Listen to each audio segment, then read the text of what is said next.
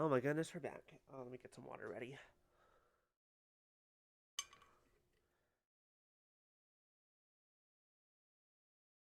Don't say There we it. are. Don't you say it. Left. Come on! Hello, everyone. Welcome, thank you, Caden. Surprise rate, incredibly surprising. Oh my goodness, what a shock, we just got started. Hi, y'all. I hope you're all doing well today, and thank you for joining me. We're doing some Ace Attorney today, because B's not feeling well. We were going to do some Persona, but we'll do that next week. Hello, Maya. Also, hello, Lady Devar. I saw you there, too.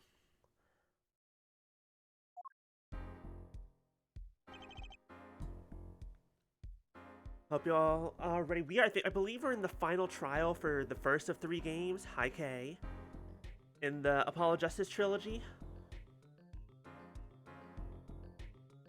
Last thing that I remember, someone's been watching us, and it's kind of weird. I'll send B all of your well wishes. Thank you, Maya.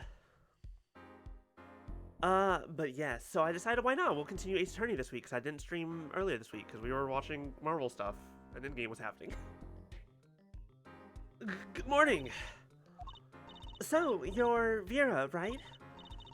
I'm Trucy. Trucy Wright, that's right with the W, not right, right? Right.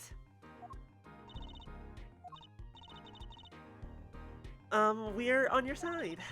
You can tell us anything. Please?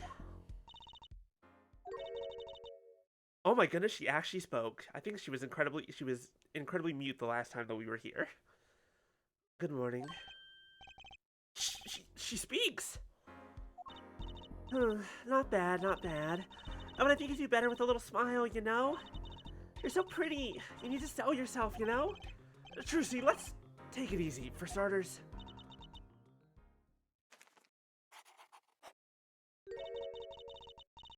Thank you for taking my case. Oh, that's adorable. That's so cute. Oh, I just now noticed that because she had the thing in front of her, I couldn't see the design on her overalls. That's adorable. Oh my goodness, I love her already. Okay, well, that's a start, I guess. There she goes with the nail polish again. That's great, really. It's so cultured. I like the face that she want to try. You just drew the exact same face. That's actually really impressive. You know, most people would just like reuse the same image, but you just drew the exact same one again. Oh, really? Girls. The victim, Drew Measham, was a forger, and a stolen painting was found in his studio. A life of crime, really? And maybe one that led to his death.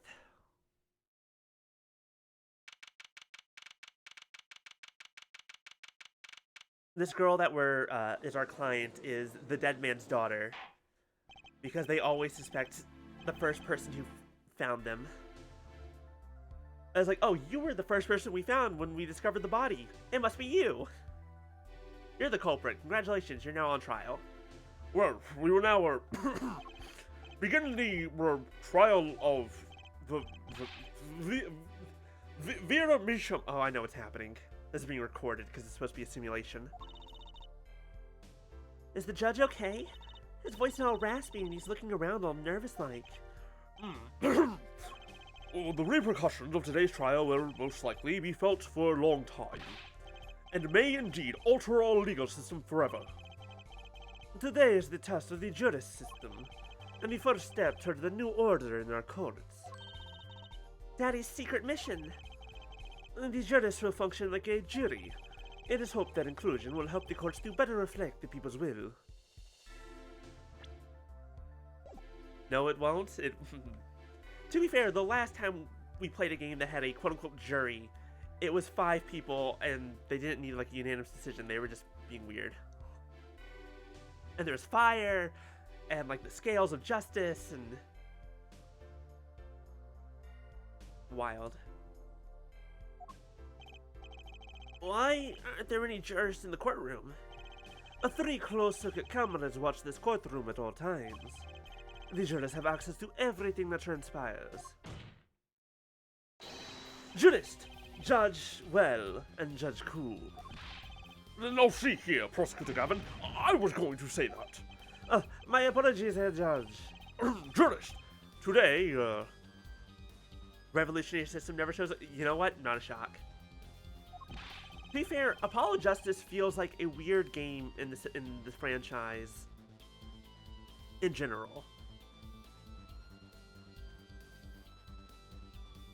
judge today's trial coolly, if you would be so kind. The jurors are unbound by the letter of the law. I don't know if that's... they don't affect the trial with evidence, but by their feelings. It's not exactly how... And we're about to find out just what effect they're going to have. Very well, Prosecutor Gavin. The details of the case, if you would. The victim is the painter Drew Measham. He was killed in his own studio. His coffee was poisoned. By whom, you ask?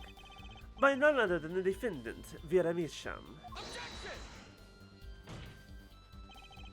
There wasn't any poison in the coffee! Achtung! Someone has been doing their homework. Indeed, poison was not present in the coffee, but on the mug itself. No one yeah. I mean, Apollo's a fine character. The mechanic of, the actual, searching is fine. It's okay.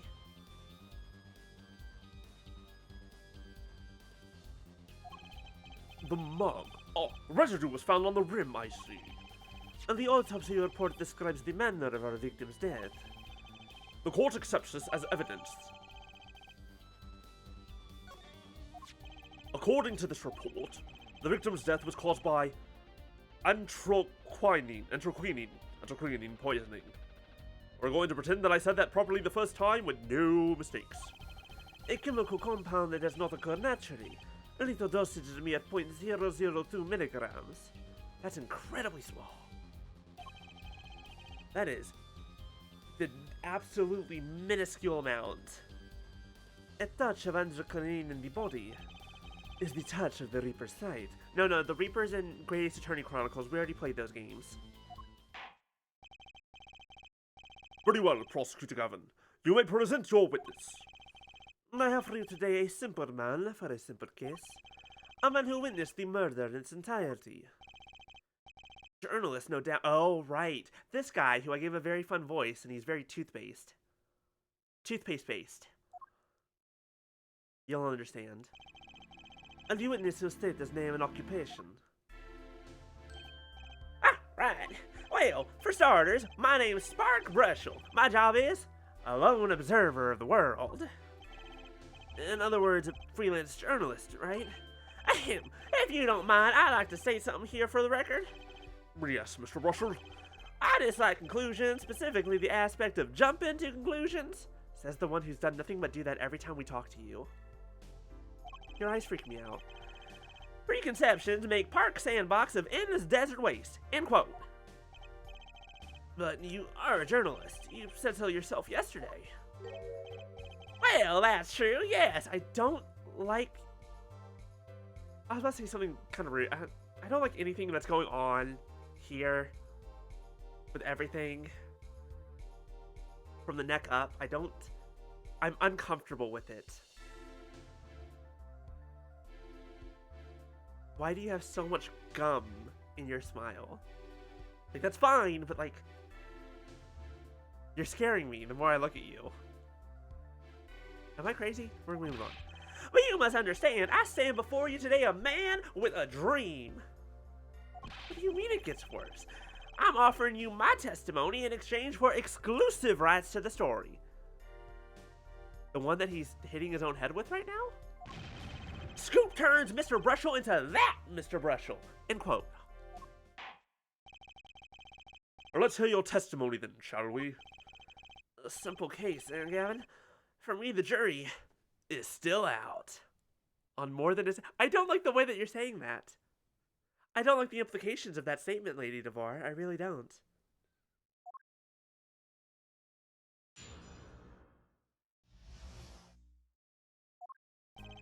I visited the studio around 9 that night to do the interview. The first outsider to enter the atelier. Atelier. I think that's the right way to pronounce that. Journalistic history made, end quote. His daughter brought us coffee right after we started. You know what happened next? And you know what happened next. Star falls, end quote. I don't like your eyes. Take your glasses off, please. For the love of God, you're scaring me. Well, no one else entered the room besides her the whole time.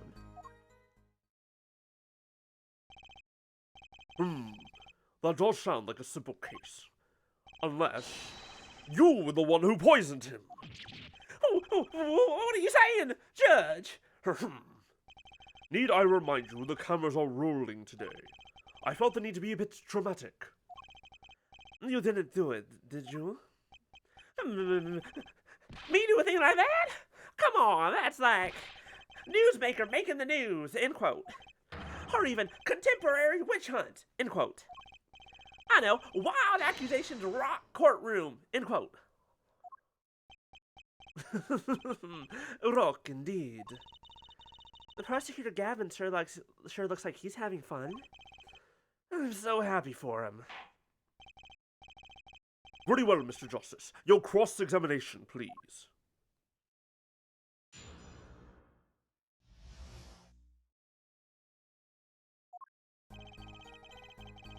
Okay. So from what we know already, we know that Drew Measham was a forger. We know that he was poisoned through the coffee cup. From everything that we know, he didn't let anyone into his studio except for his daughter, except for this letterbox. So the question becomes... My initial question is... Where was this coffee cup before the interview? Because if it wasn't in the studio the whole time, then that becomes, okay, now we open this up to the whole world. It could have been anywhere. If this thing left the studio, then anyone could have done it. There is also, what did we found? Right, no, this is how we knew he was a forger, and he owed a lot of money. Or got a lot of money? Either way. Oh, that's right, there was also poison on this little picture frame for some reason. We know that the poison can kill you very easily. Like, it doesn't take much. And that it was on the coffee cup. But also on this frame. We don't really know much more besides that.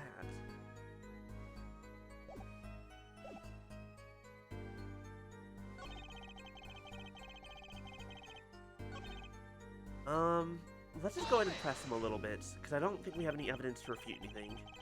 9 at night? Isn't that a little late for an interview? If the great painter Drew Measham says come at 9, believe you me, I go at 9. The first and, as it turned out, last interview was such a prolific painter. Right, can you tell us what it was like when you arrived? His daughter brought us coffee right after we started. Okay, let's work from here. Would you mind being a little more specific? Ooh-wee, let me tell you, I enjoy a cuppa. In fact, it all began when I was in the 3rd grade. No, wait, that's not what I meant. I believe I know what her forehead is driving at. This coffee the victim was served. Did anyone other than the defendant touch it? Right, that's what I was going to say, really. Well, now, if you got a question to ask, you'd best straight up ask it. That's what I tell all the new recruits. Several times, if necessary. A rat for a grade schooler. That's my motto. Which isn't to say I can only write grade school level stuff, mind you. Who touched the coffee? No. I was in the back looking at the studio's equipment when she served it. And what happened next?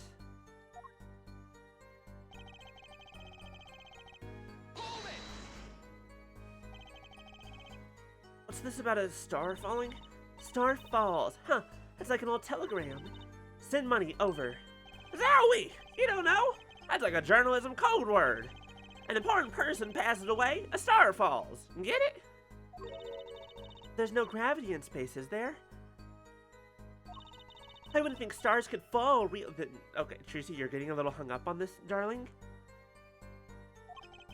Does this matter? Oh boy, this is good stuff, good stuff. How about star breaks? Nah, lacks punch. I know, star dies. Now lacks imagination. Of course, you could go with Drew dies, straight to the point. I like it. I think we need to hear about something a little more substantial. How about when Mr. Measham passed away? Oh boy, what a scene that was! I think we also know that it takes about 15 minutes for it to kill you. He puts his coffee mug down with a crash, right? Yes, and then? And the cold finger of death touches his spine. Life's flame sputters and fails. So cold was that touch, he could do naught but tremble uncontrollably. Actually, life's flame is a little tired. Life's river froze over. Yes, that's a go. I think he's starting his article already. Could you describe that a little more simply? Well, as you can imagine, I was pretty surprised. He hit the floor, as I say. Artist seizure is final performance. End quote. Anthraquinine paralyzes the central nervous system. The body arches back like a bow. The limbs tremble, the throat burns. That's quite enough of that. Some of us want to be able to sleep tonight, thank you. You are literally a judge for every murder trial that I've ever done. Oh yeah? Well, I want details. Lots of juicy details. For that, you can listen to our last year's hit single, Anthraquinine, My Love, by the Governors, available at all major music outlets. The point here is that the victim died of anthraquinine poisoning. Well, Mr. Justice, how did you find that testimony? Pause.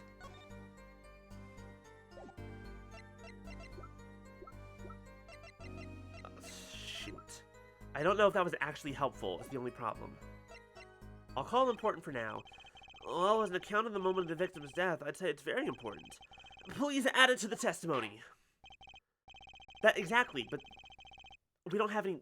We don't have any evidence to say how it kills or how long it takes.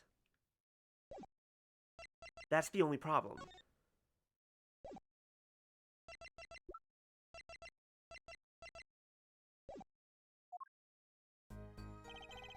Those spasms, that was definitely death by poison.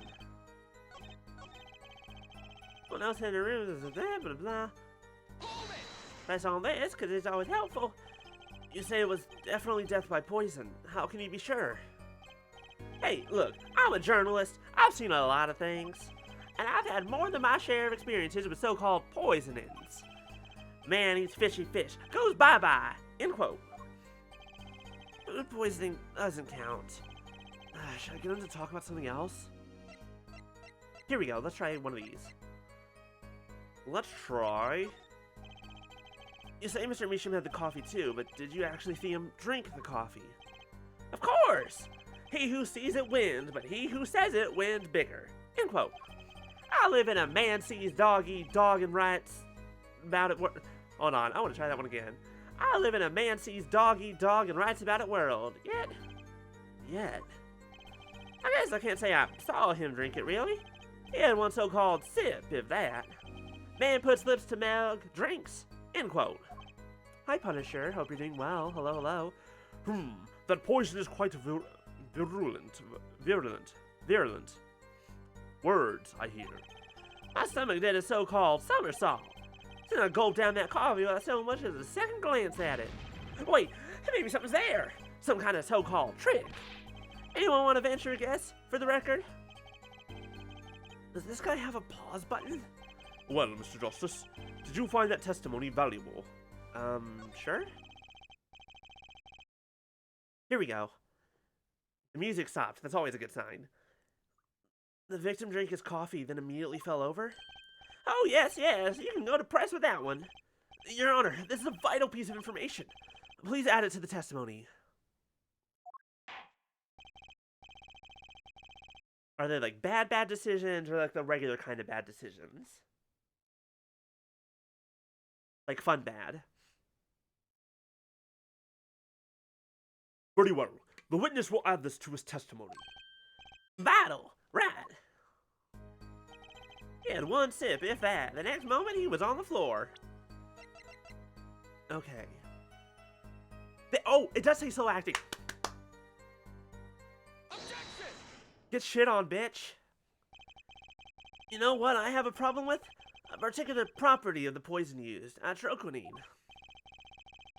On silicone to make molds of $50 mini parts. Ooh, silicone. Oh, Prosecutor Gavin was quite clear about the poison. A lethal dosage of 0.002 milligrams paralyzes the central nervous system. If you drank that, even you, Mr. Justice, would be reduced to a quivering pile. Why are you using me as an example? Unfortunately, we weren't told everything. There's a vital omission in Prosecutor Gavin's information. An omission? Atroquinine is as virulent as he says, but death doesn't come upon ingestion, not immediately. That's because atroquinine is slow acting. Slow acting? Oh, what? According to one forensic scientist, it's one of the most virulent poisons, but is absorbed into the body astonishingly slowly. It takes at least 15 minutes from the time of ingestion for adverse effects to show. Adverse effects. If we suppose at the moment Mr. Measham shipped the coffee was when he sealed his fate, then he would still have had time left to enjoy his last cup of joe! Oh my god, I don't like looking at you from behind. Order, order! What's the meaning of this? If what the defense says is correct, why, that contradicts the entire testimony we've just heard. Well, Mr. Brushel, anything to say on the record? Slow acting. Slow act. It was virulent, alright. Even then, it had already been digging its claws into the journalist. He's working on his scoop. What now? Come on, Glimmer Boy, what you got this time? It's Brushel, yeah? Hey, Brushel. Let's take a trip back down memory lane. Do not feed him his lines. Huh? The victim died the instant he took a sip. You stop. Rude. Rude and mean. Goddamn pretty boy with his perfect hair and his fucking cleavage out.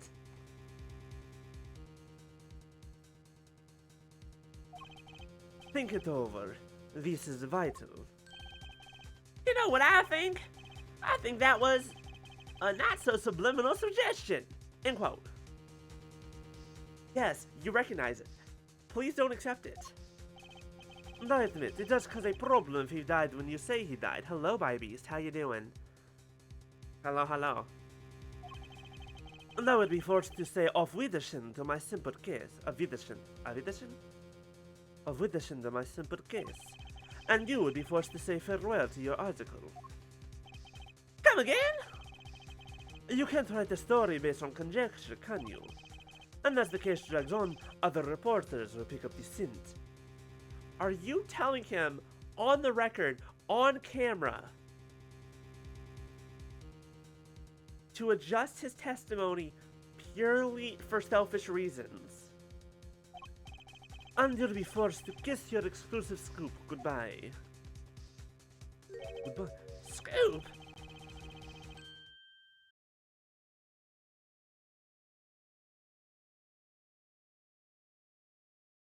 I'm not a fan of this.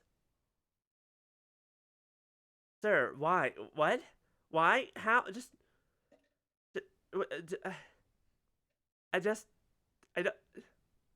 I'm not a fan of this. Scoop? Scoop? Look, wait, just wait a second. Just 1 second. We're waiting. Out with it, man. I think I just recalled a so-called important detail. A revival of recollection, end quote. A story survival, end quote. Attorney utterly confused, end quote. Actually, I did notice something when I visited the studio. I've heard of poison that takes its sweet time, see? But not what I've been saying for the last few minutes, apparently. Mr. Brushel, are you saying you noticed something that explains what happened? You bet I am! The antidote for a poisonous contradiction, end quote, you might say. Or, I still have no idea what you're talking about, end quote, I might say. I figured it out, but only after an in-depth interview. See, thanks to my journalism skills, I know who poisoned that coffee. Order, order, order. As far as I can tell, the witness is standing by his testimony that Mr. Measham died the instant after he drank. Of course I'm standing by my testimony, and my dream of exclusive rights to this story. I suppose it was too much to hope for.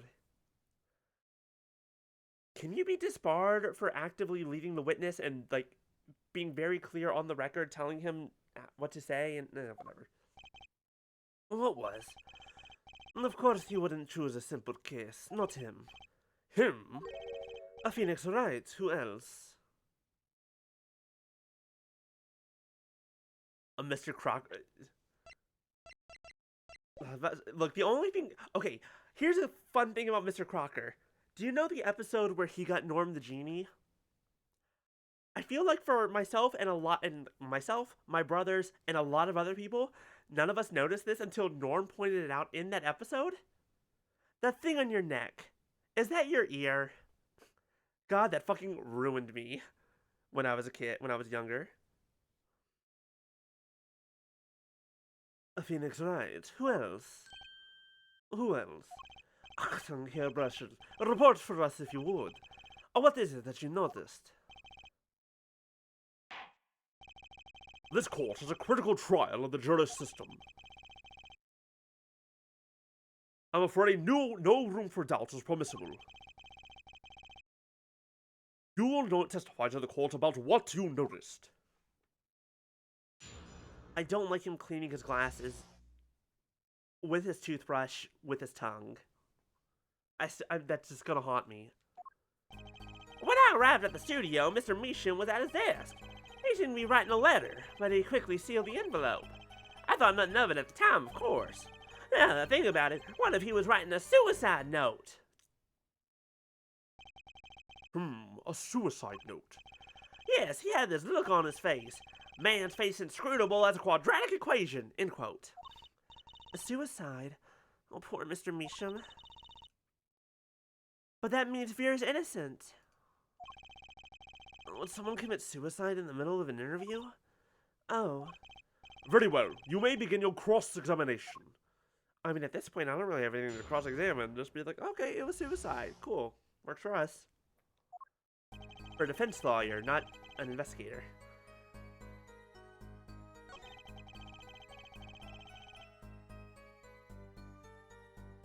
Let's see if we can figure out where he put it. So he put the letter away when he saw you? Early reporter gets worm, end quote. That's my secret. I'm not sure I follow. It's the night of the interview. I arrived 15 minutes ahead of schedule. The handle turns, the door opens, and I barge in.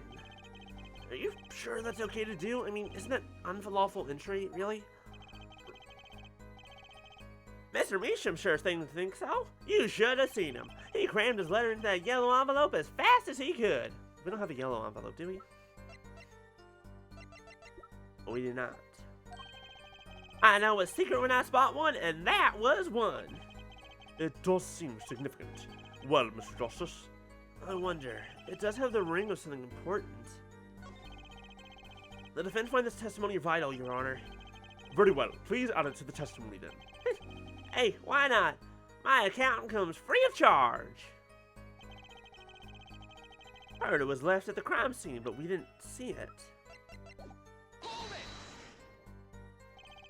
And you saw him steal this yellow envelope with the letter? Hey, don't look at me like that! I saw what I saw! Apollo, you think this might be our big break? Yeah. What I need is to show some decisive evidence now. Do we have decisive evidence?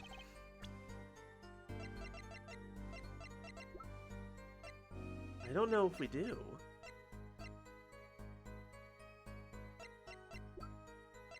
Because we only have this one. This is a red envelope.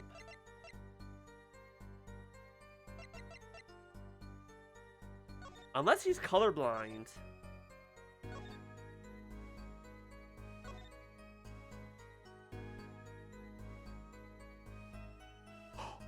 Oh, I know how he died.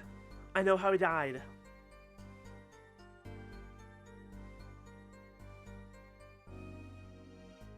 Please send a receipt once you've confirmed the transfer. Sign the papers and send in the enclosed envelope with the enclosed stamp with 3 days. How do you seal an envelope? How do you put a stamp on an envelope? You lick it. You lick the envelope. You lick the stamp. Motherfucker was poisoned. The stamp.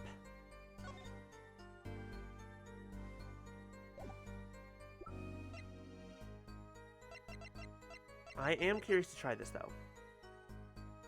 Okay, stamps are stickers, oftentimes, but old school stamps definitely were lickable ones. Envelopes still have the little, I don't hate that I made that noise, I apologize. Forget that happened. That didn't happen. All of you will forget that. Objection! As it just so happens, there was a single letter in a desk drawer in the scene. In a red envelope. What the fuck? Hello? Wait, hold on. A wet sponge also works. Did anyone else see that? Prosecutor Gavin.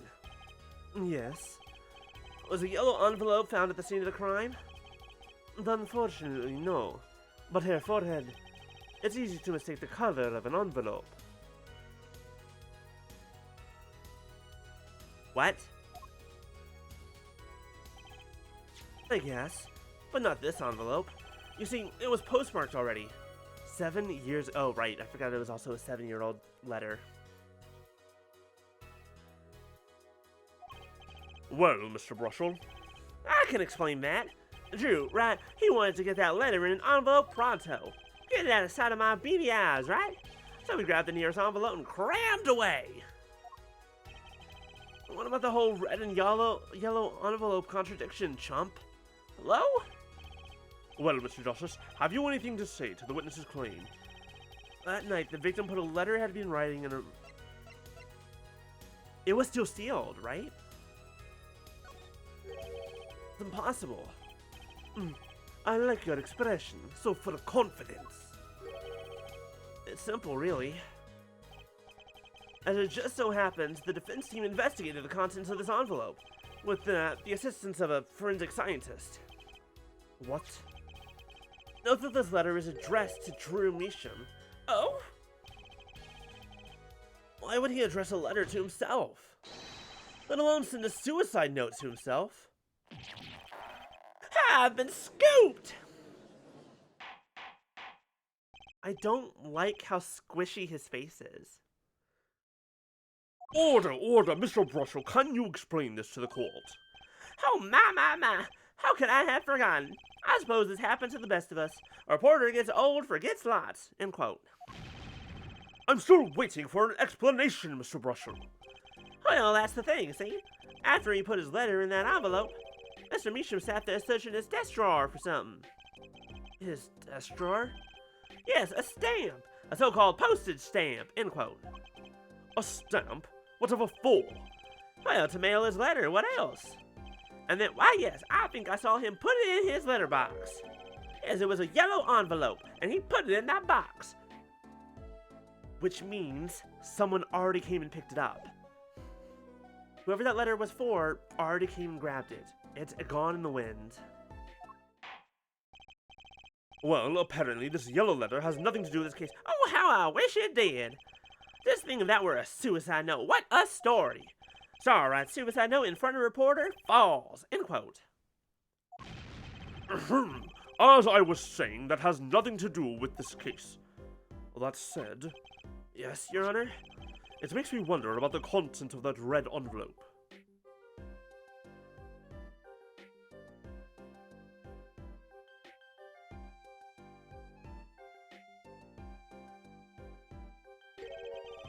$100,000 is quite a good deal of money. I would love $100,000. That'd be wonderful. Oh god, I'd quit my job. So this was from 7 years ago, yeah? Uh-oh. He's figured something out. So, am I finished? Am I finished here? I was thinking of, going home to start writing.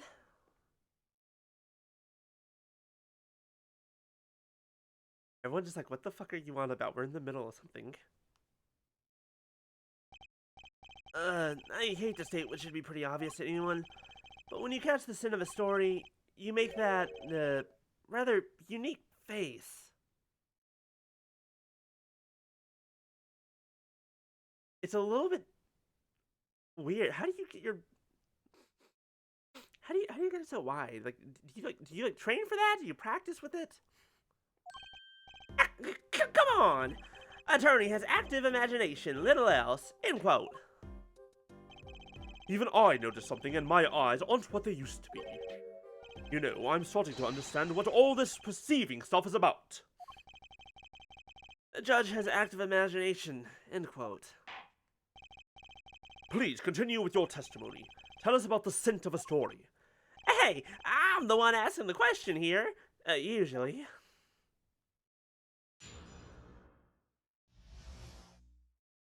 At the very least, I take a nice long vacation. Actually, it took a bit of work to get a thumbs up on the interview. Reporter leverages story, gets his interview, end quote. The story concerned a certain case from 7 years ago. That write-down envelope probably had something to do with it.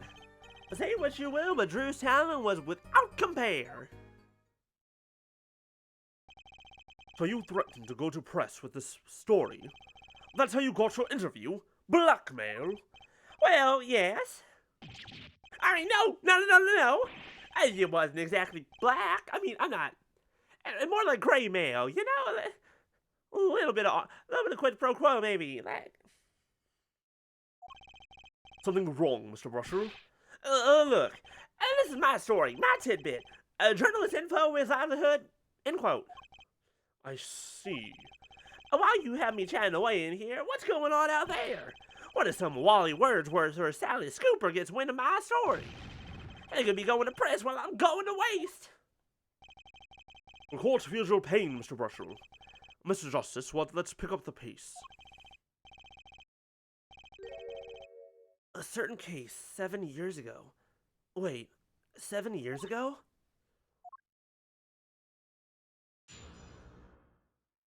That's when Phoenix Wright had to quit being a lawyer. Took a bit of work to get a thumbs up on the interview. Let's see here, we need to produce some perception. Our bracelets are tingling.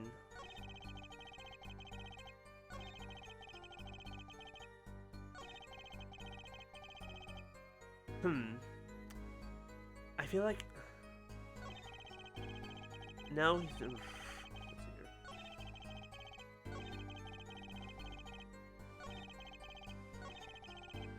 Let's press him on this. Let's get some more info.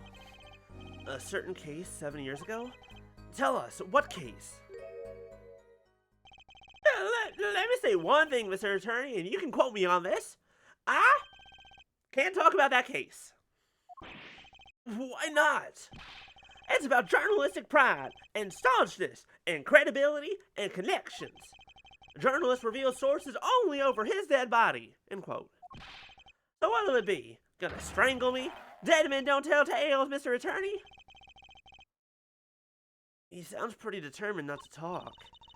Our chances of breaking his will aren't looking good. Can I break his bones? To be fair, it doesn't seem like he has bones. The way he moves. On the one hand, we have your story, and on the other, this letter. What makes you think the two are related? Oh, I was just saying it's possible. Call it reporter's intuition, end quote. Hey, I say a lot of things. You don't want to pick all of them apart? Be my guest. All of them? No, just the incredibly suspicious ones. I see. Anything else to add about Mr. Measham? But he was also a forger. We know he was a forger. He was a good forger. Just how amazing was Mr. Measham's talent? Huh? Hoo-wee, boy, I mean, hey, he's a star, man, a star. The flow of his brush is like a great undulating river across the canvas. Artist paints light up studio like sun, end quote. This guy's full of wacky gestures. But that one just now was wackier than usual. He looks kind of nervous to me, Apollo. Definitely. I'm sensing something different than before here. Maybe it's time to bring out you-know-what. That testimony left a bad taste in my mouth. It all makes sense. Nothing jumps out as ridiculous. I wonder what this story he's talking about is. It must have been good to get an interview with a famous recluse like that. Something powerful enough to drag Drew Measham out of hiding. I wonder, maybe it had something to do with Mr. Measham's art?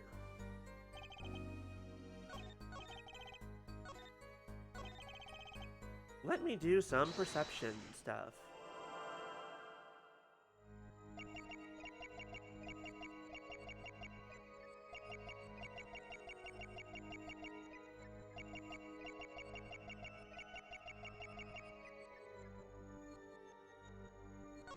Try that again. Let me watch your hand.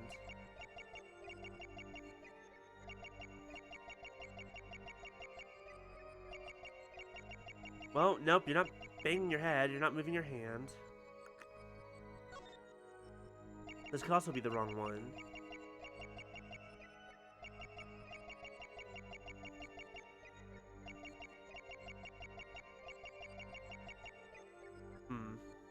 This might be the wrong spot.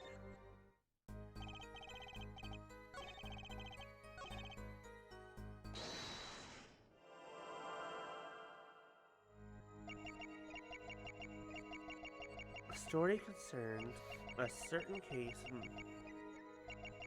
Oh, that was the right one. It was just, I thought so, because that's where he was, oops.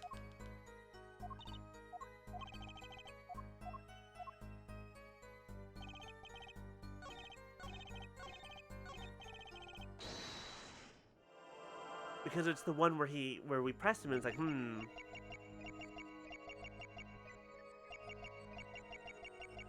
I have a feeling it's probably this last bit was without... Oh, nope, wrong button. No, there's a button to pause it, isn't there? Was it?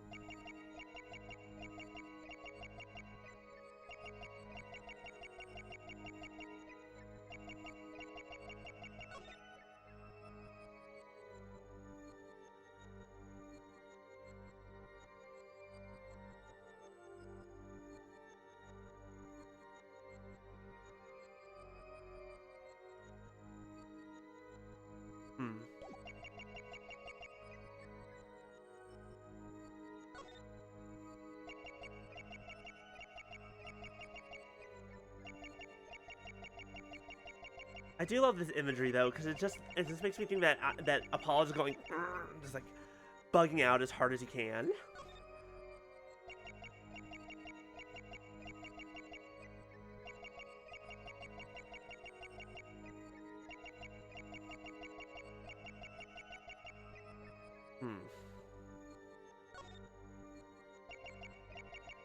What's your towel, Brushel?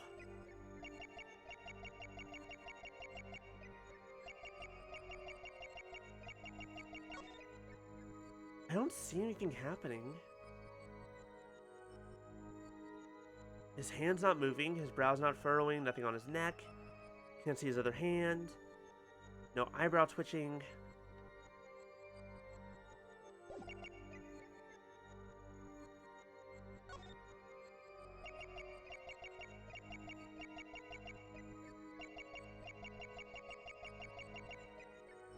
How about we start with the hint, because I feel like I'm in the right spot of the testimony. You're right, I can't find it. A hint to start with, if that's possible. If not, just tell me where it is. Like, it's somewhere.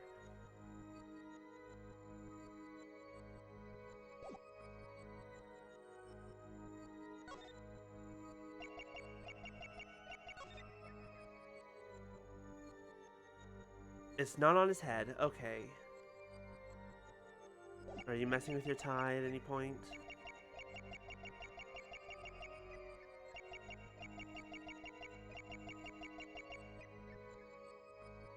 Okay, it's not his neck.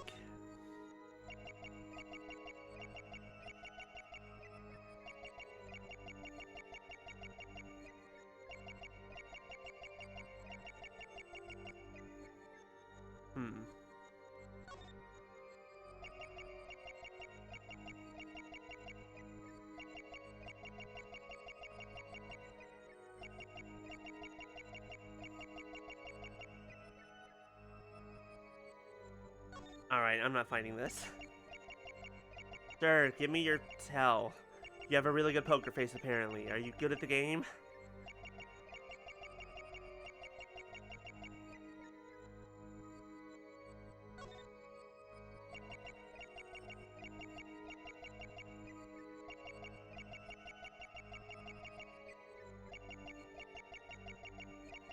His armpit? Really?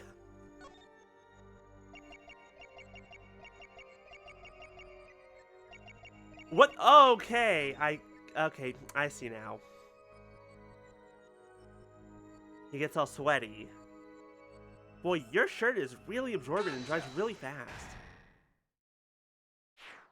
I guess it's something I probably should have thought about. Sweat much, Mr. Brushel? Well, yeah. A man can't help his glands, you know? It's more than that. When Mr. Meesham's talent was mentioned, you suddenly began to sweat buckets. Hey, you're hiding something about his talent. What? That's ridiculous. Evidence time. Let's show where Mr. Meesham's true talent lay. It just so happens I have evidence showing the talent mentioned in the letter.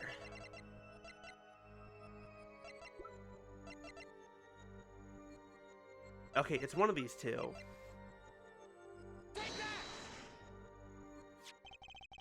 This painting was found in Mr. Meesham's studio. There are two problems with this painting. The first is, it wasn't painted by Mr. Meesham. The second is that there was another painting in the studio, which looks exactly like this one, except it was only half done. Then we have a letter discussing a payment of $100,000, which is just a certain business operation. The business of making forgeries! Oh! I don't... Look at your face. Are you okay? Do you not have a skull? Or is this, like, real fucked up? That's all, Your Honor. Everyone, please, everyone! Can't we keep this private? Please! Listen, my story, my scoop! Forgery. That's a serious crime. Drew Meesham is known as an artist these days, but there were rumors he dabbled in another kind of art until a few years back. Another art, meaning forgery? Drew Meesham was talented, alright. Talented at making precise, detailed fakes. A fact that certain criminal elements were quick to discover. Criminal elements? What? You can't seriously be talking about... Exactly. I'm talking about forged evidence. Uh-oh. Uh-oh. Uh-oh.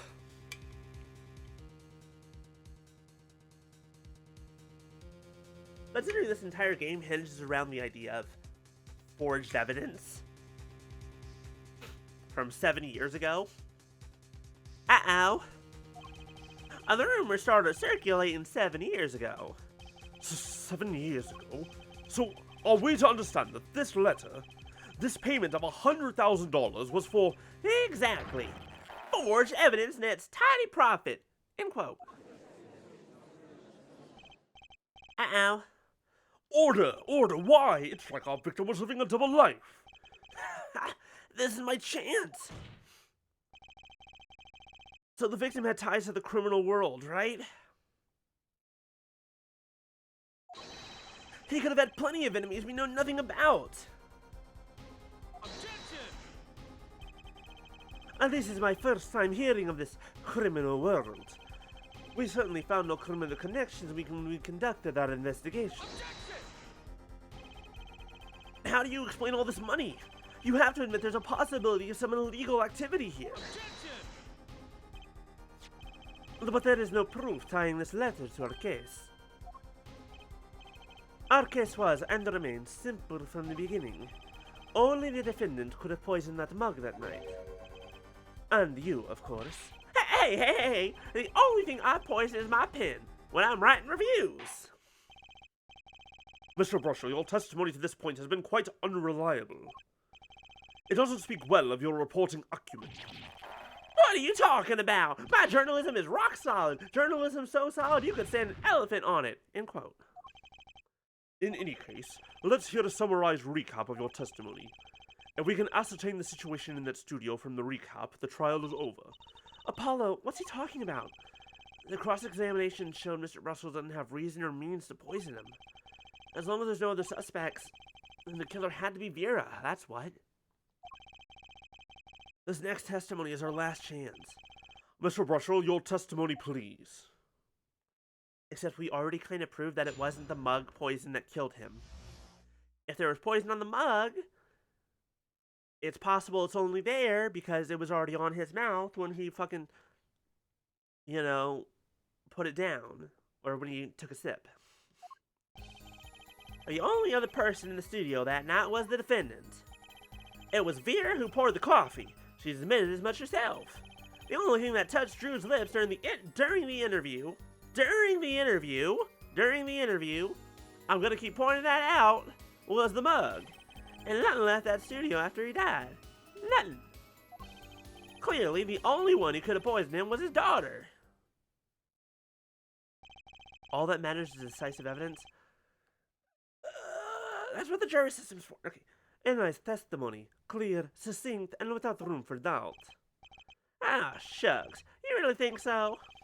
I believe this clarifies the situation that night. Very well, Mr. Justice. You may begin your final cross-examination. This is not going to be the final cross-examination. They keep saying final. It's never the final. Right. I still have one trump card left to play. And I won't let this trial end until I use it.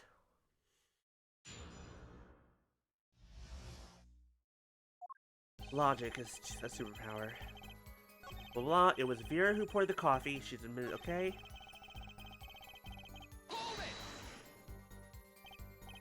You're sure about that? Well, to be really, really precise, I was busy gobbling mint candies the whole time. One of those candies might have been poisoned. Yet, at the time of the autopsy, no fresh fragrance of mint filled the room, and no mint residue was found. It was a long shot anyways. Don't tell me you're still trying to prove this. You think the victim ate, drank, or otherwise ingested something other than coffee? Well, Mr. Justice, if you have some proof...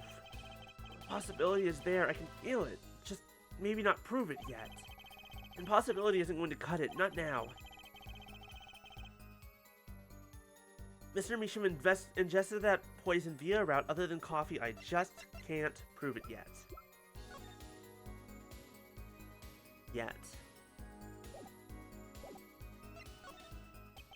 It can't be proven. I do believe a little forehead is growing up. Pity. We like the rushed, youthful forehead best. Another hole in this case that needs plugging before I can prove anything. We're plugging holes now, Apollo? I thought that was for outside of the courtroom. First things first, I'd better uncover a weak spot before I try to strike again. On with the cross-examination.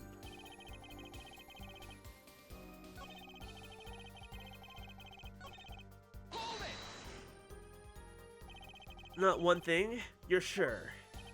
Yep, sure as sure can be. Well, with one exception. One exception? What? The journalist Spark Brushell does interview, leave studio. End quote. Ah, come on. It's a joke, get it? Not funny, I know, but still. Something leave the studio that night? Why does that sound familiar? Where have I heard something like that before? The yellow envelope. Hello? The letterbox? Now that we've proven our witness is a comedian of sorts... It's empty. It was empty. It was empty. I'd like to turn to our defense attorney before returning to the testimony. Do you have any idea what, if anything, might have left the studio that night? I think one thing might very well have left the studio that night, actually. A certain something that has vanished from the crime scene. By which you mean... something other than our witness? Of course. Don't tell me. Vera Measham? Believe me, any comic relief I may provide is entirely unintentional. Then let's see what you've got for us, Mr. Justice. Well, this thing wasn't at the scene of the crime, so I can't show it to you, but I do have evidence that shows how it could have been taken from the scene. Ba-dump, ba-dump, ba-dump. It's the only link between that studio and the outside world. A letterbox? What did Mr. Brushel just tell us? When he entered the studio on the night of the murder, the victim had just finished writing a letter. Yeah, I said that, and yeah, it was true. Furthermore,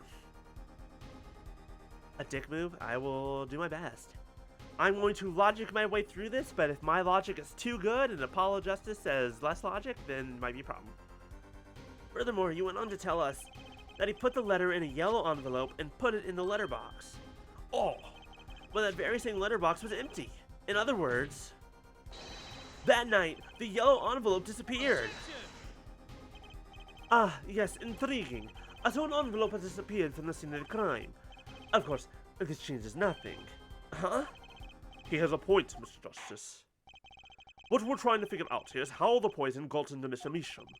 Is it really important that this envelope the witness says he saw disappeared? Well, if it did disappear, then something did leave the studio that night. That seems very important to me. Very well, then. The witness will add this to his testimony. You got it! I still think this fails to change anything here forehead. I wouldn't be so sure. A letter disappeared from the crime scene that night. It's exactly the opening I've been looking for. A letter was put in the post from the studio, but I hardly think that matters. Okay.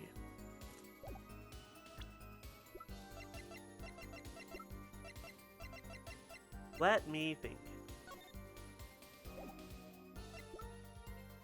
We have this. But I don't have anything to use this. Well, let's just press this for now. We'll see if we can get some more information. Nothing could be more serious than an envelope disappearing from that studio. And you are hiding that fact from us. Yes, well, actually. I don't argue the possibility that the letter disappeared from the studio, but here forehead, isn't there a much more serious question before us? Right, how Mr. Measham was poisoned, I know.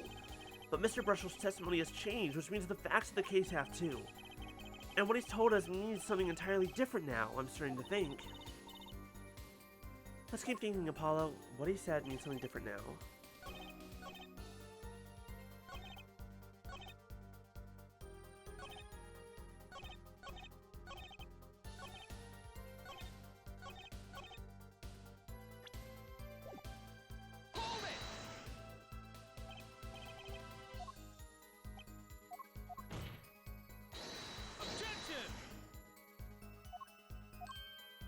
I'm just going back through this one just to be sure.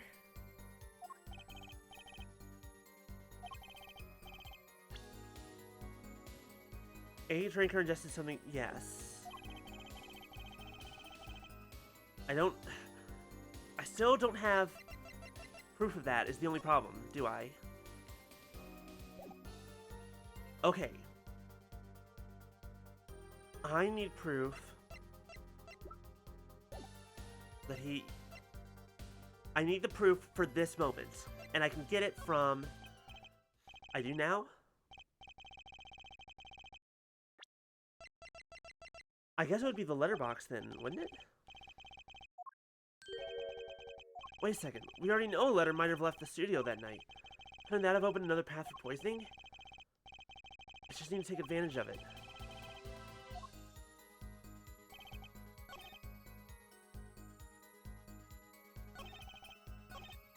Okay, so instead of presenting evidence...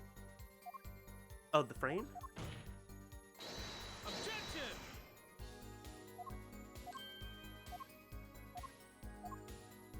I never did...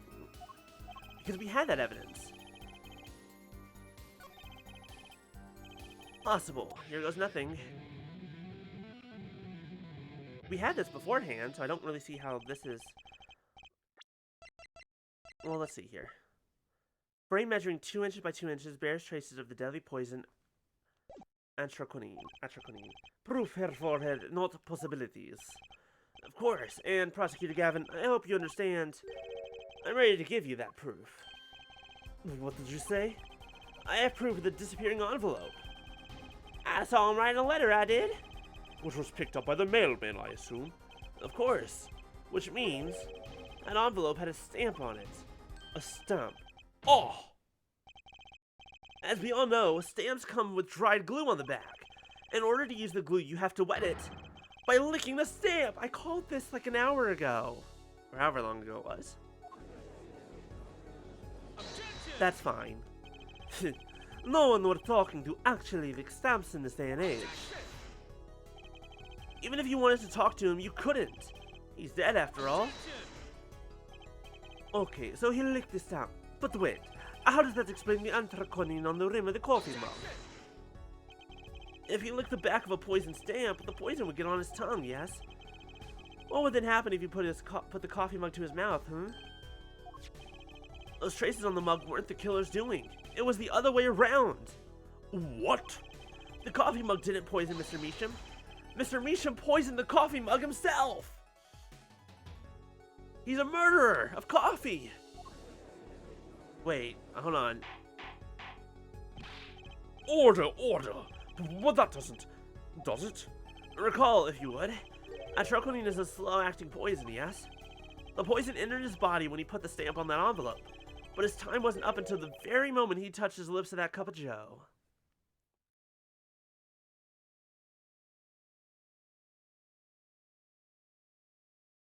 Something that Brushel has doubled down on, by the way. Oh, he sniffed something.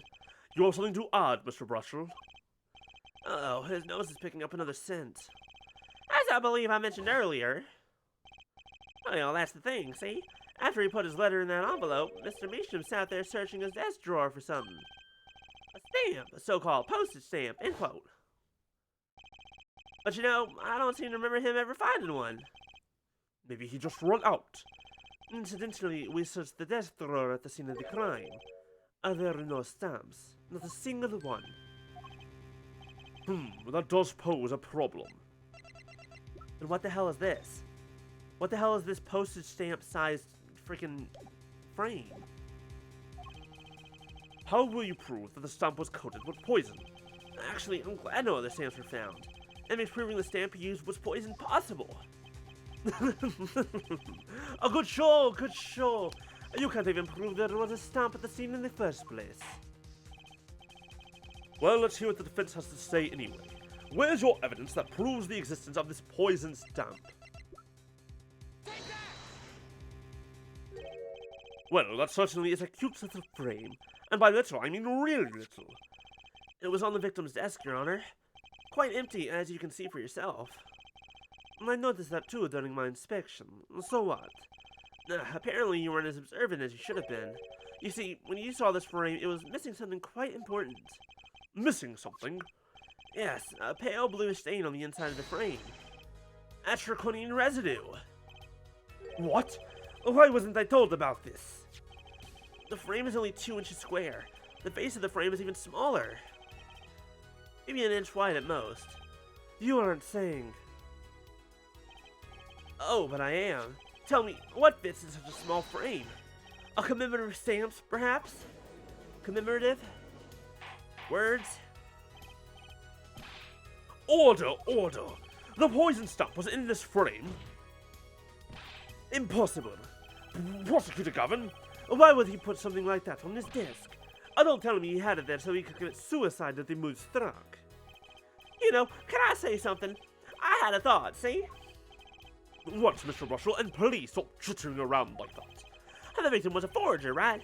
There's a lot of money in that line of work. Forger forges friends, makes enemies too, end quote. So the poison stamp might have been a murder weapon aimed at him. Holy shit, what if this is a 7-year-old murder weapon? Holy shit, what if he's had this stamp for 7 years?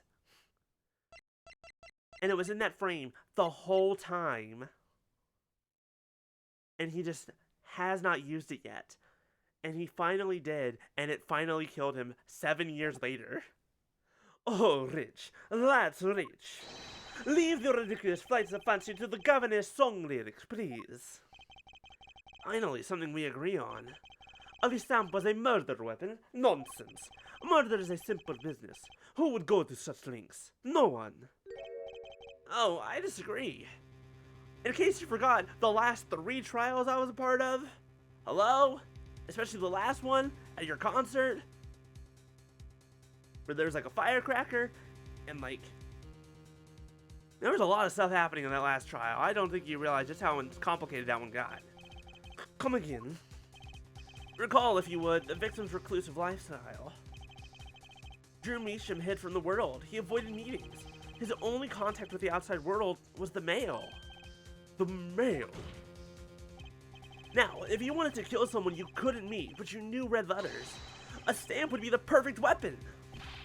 Ridiculous. Where's your proof? I want proof. Show us evidence that this poison stamp was sent to him as a murder weapon. I might not have evidence per se, but things are finally starting to come together. What is it, Apollo? Your fists are trembling. I think I know what happened. I don't believe it, but I can see it. I think I know how Mr. Meacham was killed. Well, fill us in, Mr. Justice. A certain piece of evidence points to the truth, Your Honor. I can show you how someone with the intent to kill sent Mr. Meacham the stamp of death. Isn't this the envelope? The one from 7 years ago? Think about the text of the letter again. There were 2 pages in the envelope. This is page 1. And this is page 2.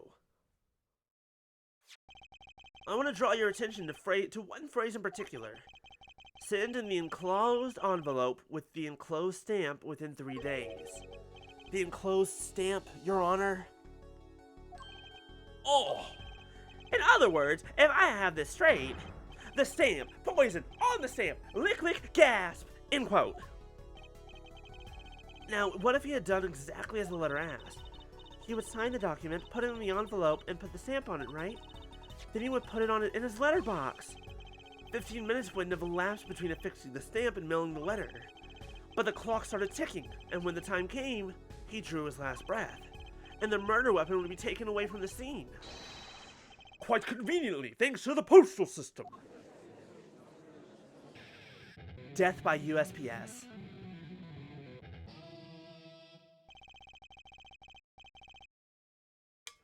What a way to go. Such a splendid imagination you have, Herr Forehead. And yet my imagination is always correct. Let me confirm one thing with you, if I might. So, this poison stamp was inside this envelope from 7 years ago, yeah? Is that what you'd have us believe? Really? Well, it's a little bit of a stretch, but there's a possibility. Yes, a very small possibility. How small, I wonder? A poison stamp in this envelope. A stamp that then became the murder weapon.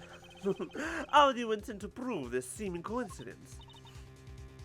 Well, it was 7 years ago, and we don't even know who sent that letter. And your answer is silence, I see. Very well. I move to... It's not, Ooh. It's not nice to pick on the Fraulein, Clavier. Oh, what are you doing here? Okay, that scared me for a second. I thought you were the dead brother. Or the in-jail brother? He might be dead now. If you got the death penalty, he's dead now. Emma! Well, like my Christoph Gavin impression. Did I sound like him? Jail? Jail. Don't quit your day job. Don't you have a crime scene to be looking after, Fraulein Detective? Someone had to come dig you all out of this mess you're making of this case. Mess? You know, none of this would happen if you just trusted in science a little more. You can find out if that stamp was in the envelope easy. I care to explain yourself, Fraulein Detective. Glare me all you want, but science is on my side. It's all in the residue, right? That's right! The poison detection spray. Produce the red envelope at once. You can open it on the authority of the court.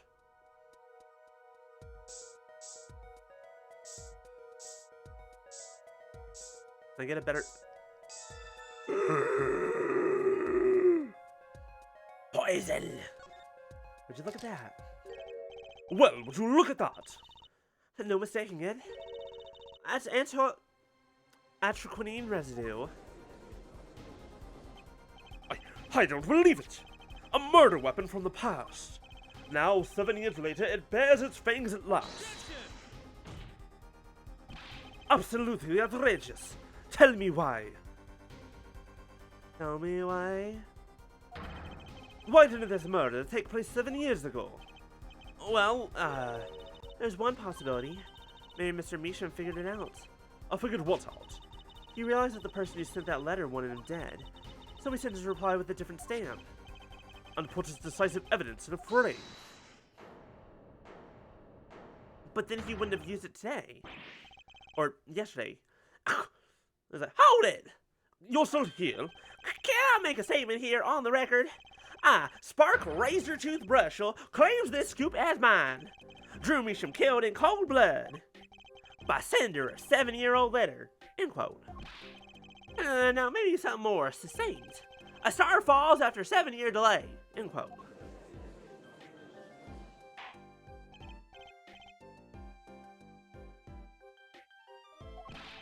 I see no room for further argument here, though I admit this is all coming as quite a shock. To think that the murder weapon reached his mouth after 7 years. Stamp his ticket straight to afterlife. End quote. Oh, I think the witness is a bad influence on our judge. I'm gonna be honest, this judge is a little bit too easily influenced by a lot of things and a lot of people. I see no need for further debate on this matter. The sender of that letter 7 years ago could hardly have been our defendant. Apollo, I think we just won. Very well. This court finds the defendant. Don't object to this, you bastard. This is the bright future of our legal system. Prosecutor Gavin. A ticket to the afterlife from 7 years ago. Tickets for governor's shows are invalid after 2 weeks. But it doesn't make sense any other way. It boggles my mind that so many people haven't noticed this. There's a fatal contradiction in Herr Forehead's claim. Contradiction? A poison stamp was placed in this envelope 7 years ago, whereupon it was framed until now. If that's the case, then why would Drew Measham have done what he did? Explain that. He must have realized it was poison. Uh-oh. Therein lies the rub. 7 years ago, the forger Drew Measham sent a trap and put the stamp in a frame. I do not debate this. But this begs the question, why 7 years later did he use that stamp on the night of the murder? Surely you don't mean to suggest that Mr. Measham simply forgot. He put the murder weapon in a frame on his desk for 7 years and forgot. You expect us to believe he sprang the trap on himself?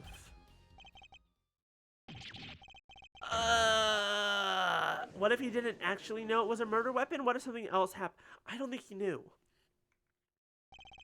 I don't know why he saved it, but I don't think he knew. While I admit this is all quite shocking myself, it does seem highly unlikely that he would fall afoul of a trap that had been sitting on his desk for 7 years. Apollo, I don't think we're winning anymore. Oh, I'm glad to see we're all back in the real world now. Welcome back to reality. We've been waiting for you. Okay, then how do you explain the poison stamp that was in this envelope? The poison stamp? What exactly is this poison stamp again? Have you brought it to court for us? You bastard? You absolute fucking bastard. Unless you know proof that such a thing ever existed. You can't see it, I'm giving you the biggest middle finger. Well, what about the atroconine residue, huh? Oh, I agree, that does seem to be atroconine residue. But Herr Forehead is certainly no stamp. Yeah, but even if your precious poison stamp did exist, Drew Measham never would have used it. That is all.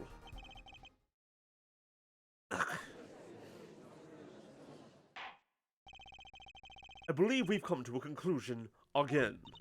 Apollo, were we wrong the whole time? I can't believe it. The poison traces match up. It can't be a coincidence. I'd like to bring some closure to this issue sometime this year. Mr. Justice? Yes, Your Honor? Let's review the facts and see where we stand.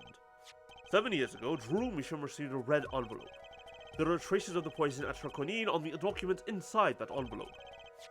A similar trace was also found at the crime scene, on this tiny picture frame. The defense has indicated the possibility of a yellow envelope. An envelope that left the scene of the crime with the poison stamp on it. Ah yes, but even if this envelope contained the poison stamp, Andrew Measham, knowing this, put in a frame, we're making assumptions that he knew. He never would have used that stamp. I'm afraid you're right, which means there is a fatal flaw in the defense's case. They haven't been on the wrong track this whole time, I'm sure of it.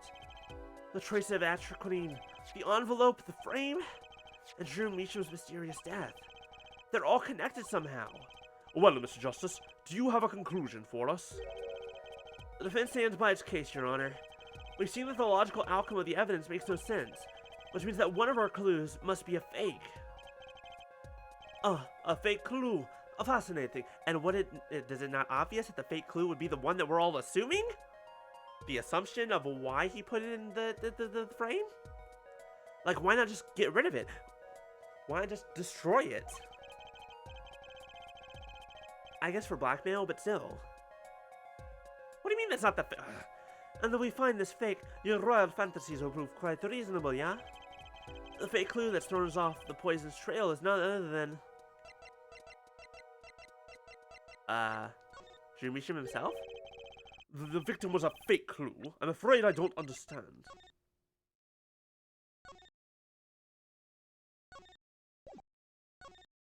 He's just the best option.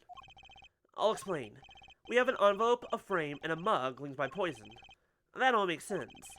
What doesn't make sense is the victim himself. Except we're actually right. His state of... What doesn't make sense is his state of mind and his planning and his thinking.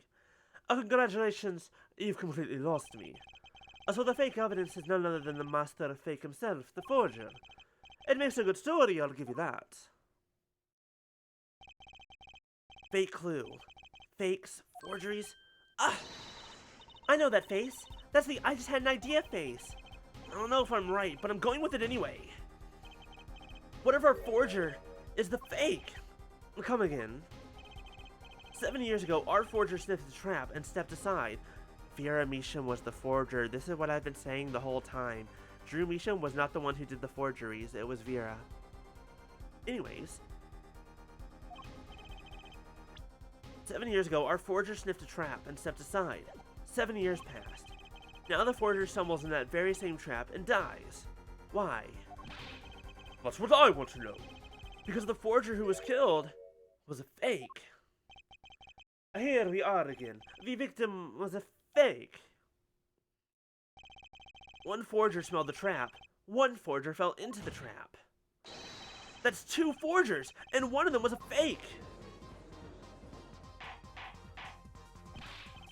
Order, order!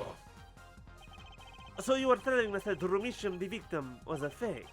Well, if he was the fake, who was the real forger? You'd better not be claiming there is some kind of switcheroo. I'm afraid you're going to have to back up your story. Mr. Justice, show us just who the real Drew Measham was. If Drew Measham wasn't the real forger, there's only one other person it could have been. Understood, Your Honor. Forger Drew Measham was himself a forgery. The real forger was... There can be only one explanation, really. The real identity of the forger known as Drew Measham is none other than his only daughter, Vera Measham.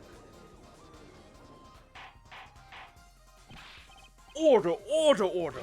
Mr. Justice, this is going out on a limb, even for you. I kinda agree. I mean, Vera? A forger? Let's consider before you write off entirely. How old is she? She's 19? She would have been a 12-year-old forger. Good for her! Hell yeah! You got the skills to be a forger at 12 years old? You go, girl. If you look at the paintings in the studio, one fact becomes quite clear. Forgery had been taking place at the studio for quite some time. The forger wasn't caught in that trap 7 years ago. This can only mean that the one who was caught in the trap wasn't the forger. Well, actually, that does make a certain kind of sense. One more thing. Only 2 sets of fingerprints were found in the forger's studio. Drew Measham's and Vera Measham's. If we know that Drew Measham wasn't the forger, that leaves only one possibility by process of elimination. The forger was Vera Measham. Well... So the poison was meant for a 12-year-old girl? Fucked up. Fascinating.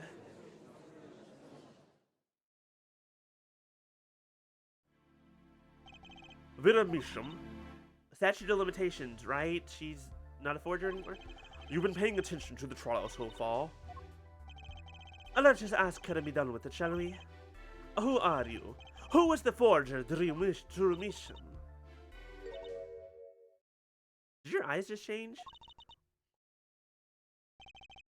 Was that an expression of emotion I saw on her face? She's staring holes into Prosecutor Gavin's face. I'm used to being stared at by Frauleins, believe me. Although they usually talk to me too. Tell us, were you the one who forged those works of art?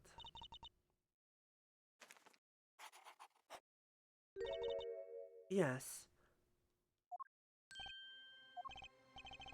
So the forger, Drew Misham, was you?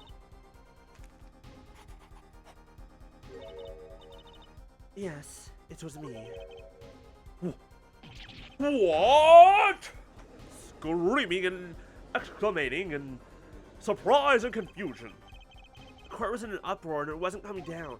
We had to break for a 10-minute recess. To be continued. Okay.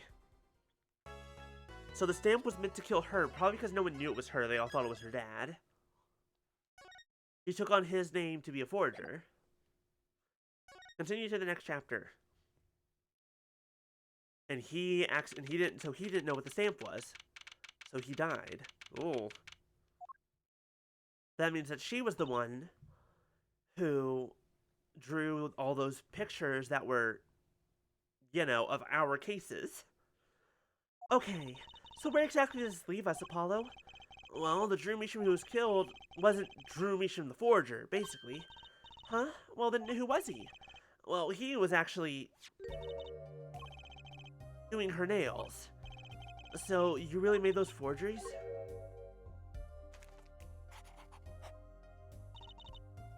Yes, for Father. I know it was wrong. Could you tell us how it happened? My father was a painter. I loved painting ever since I was a child. One day, Father saw it in me. He saw that I had the talent. The talent for making forgeries? How should I say it? It was not only paintings I made. Given the materials, I could make anything. Anything? Father was so proud, and I so happy. But in the end, I was making those forgeries. I've never had a good constitution nor personality. I know very little of the world outside my door. Now, because of me, Father is... Do you know about this red envelope? I remember that envelope. It was some time ago. So you were already you were already creating your works back then? I started when I was only 12 years old. So the one who figured out the stamp was poisoned, that was... Mr. Justice, it's time. To the courtroom, please. Right. Out of time. Wait, Vera, just one more thing, please. Those 3 paintings in the studio. I painted those as part of my work. Right, see, we checked them out and we saw what was underneath. We saw the rough sketches underneath the 3 finished paintings. I see. Mr. Justice. Yes? Father, he knew of you. Of both of you. Your late father? He was watching, gathering information. All about the Wright & Co. law offices. But lately, we're not doing just law. Yes, you do tricks, gags to amuse, and play piano. Well, they're not really gags. Yet when Father heard you had resumed the legal business, how pleased he was. Who was Mr. Meacham? How am I supposed to know? What if he was Daddy's daddy? Judging from the relative ages involved, I'd say it's highly unlikely. Things are already confusing enough with all these daddies running around.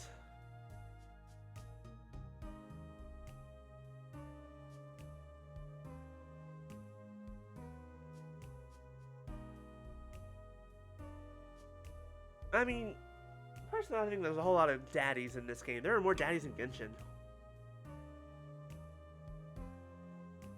Look at Risley. There's Daddy. What was I saying? I blacked out. We know that the victim's daughter, Vera, was the forger. What does this mean for the case? I guess we're about to find out. October 8th, 1:38 p.m., District Court, courtroom number 3.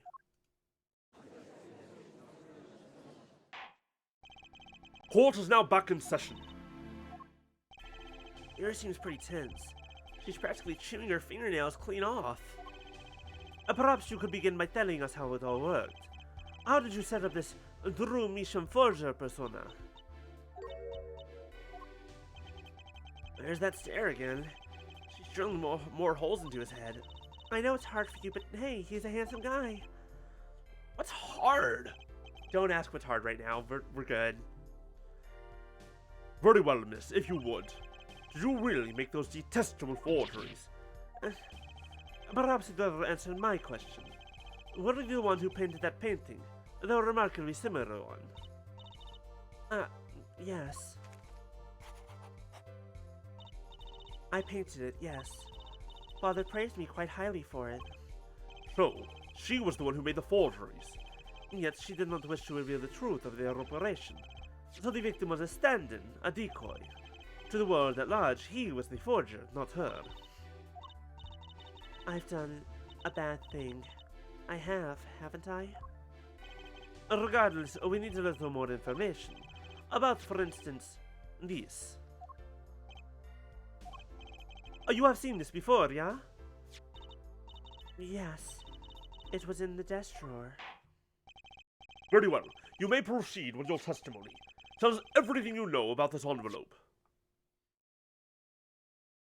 Do you say envelope or envelope? Basically the same thing. I created things and Father sold them. This envelope came after my first work. That was other than a painting. Father handled the deal, all of it. I received the stamp that was in that envelope. It was after that job that we moved to the current studio. There certainly was much of great interest in your testimony. Not that the witness realizes it. Very well. Please begin the cross-examination. I need more information about this forger, this Drew Misham.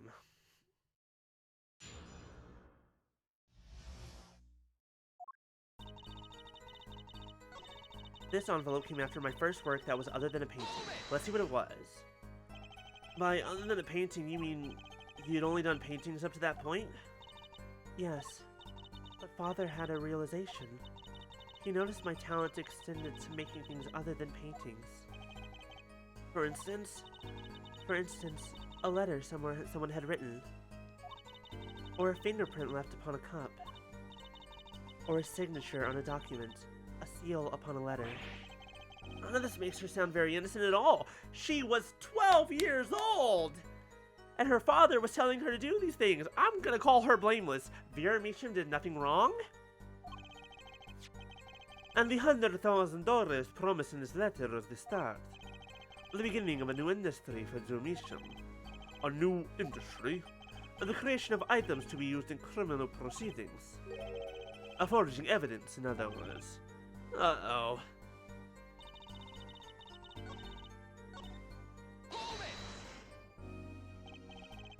So these things you're making, you mean paintings identical to other paintings, right? The closer they were, the happier Father was. I was happy too. Sure, you're quite young now. When did you begin this work? My first painting sold when I was 12. Your Honor, she had no idea what she was doing, what was illegal. Easy there, little attorney. You're not here to defend her for the crime of forgery. True. Please, tell us more about this envelope. This envelope that may have very well have killed your father. Alright.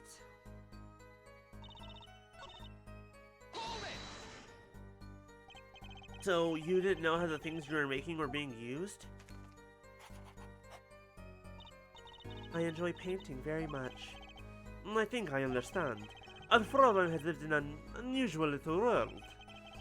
Can you tell us what happened to the papers that were in this envelope? Father signed them and sent them back, I believe. Did he follow the instructions? Send in the enclosed envelope with the enclosed stamp. It's a rather important matter. Give your answer some thought.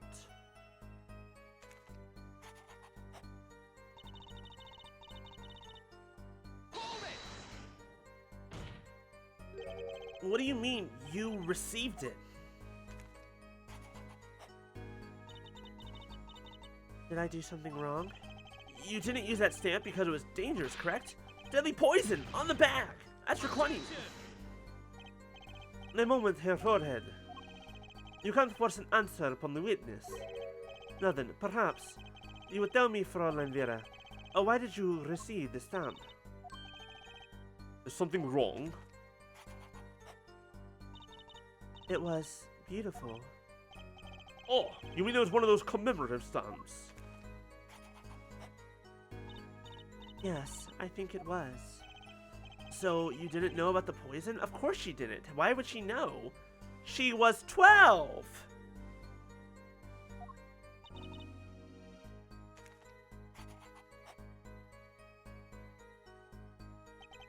I'm gonna take it. Guess not. So the trap failed by chance, by mistake, thanks to this commemorative stamp. Quite the close call.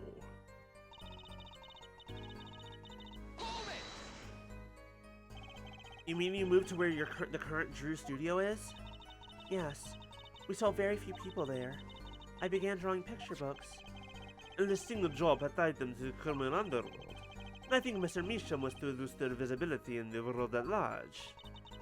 When we had to meet someone for some reason, Father posed as the creator of the work. But that was the real essence of the artist Drew Measham. You did the work and he supplied the face. So, you really didn't know anything, did you? You had no idea how much danger you were in. Okay, I just now realized that's her crying. Apparently not.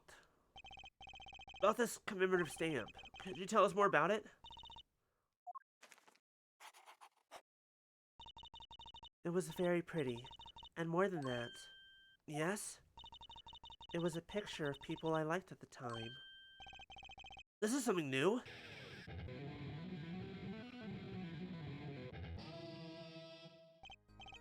Apparently, we've got some cross-examination yet ahead of us. If you would be so kind as to continue your testimony, Fräulein.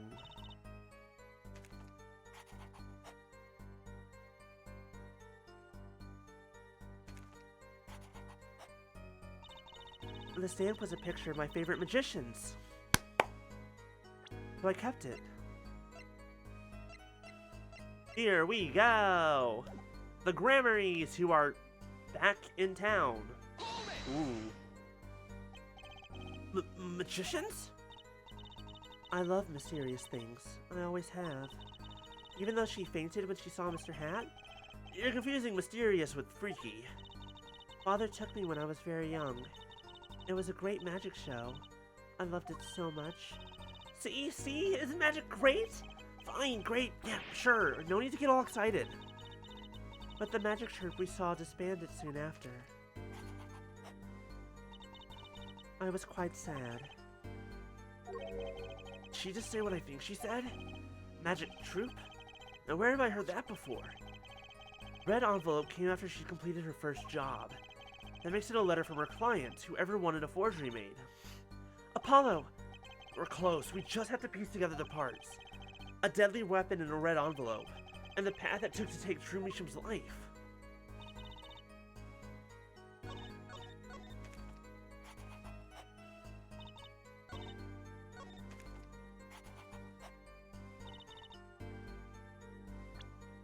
Do you want me to... Let's see here. I imagine it's one of these two, right? Oh, okay, that's the envelope. So it's probably this one. Looking at it again, I was like, wait, no, this is an envelope very specifically for Trucy. This is probably going to make more sense. Those magicians you liked, was it this bunch?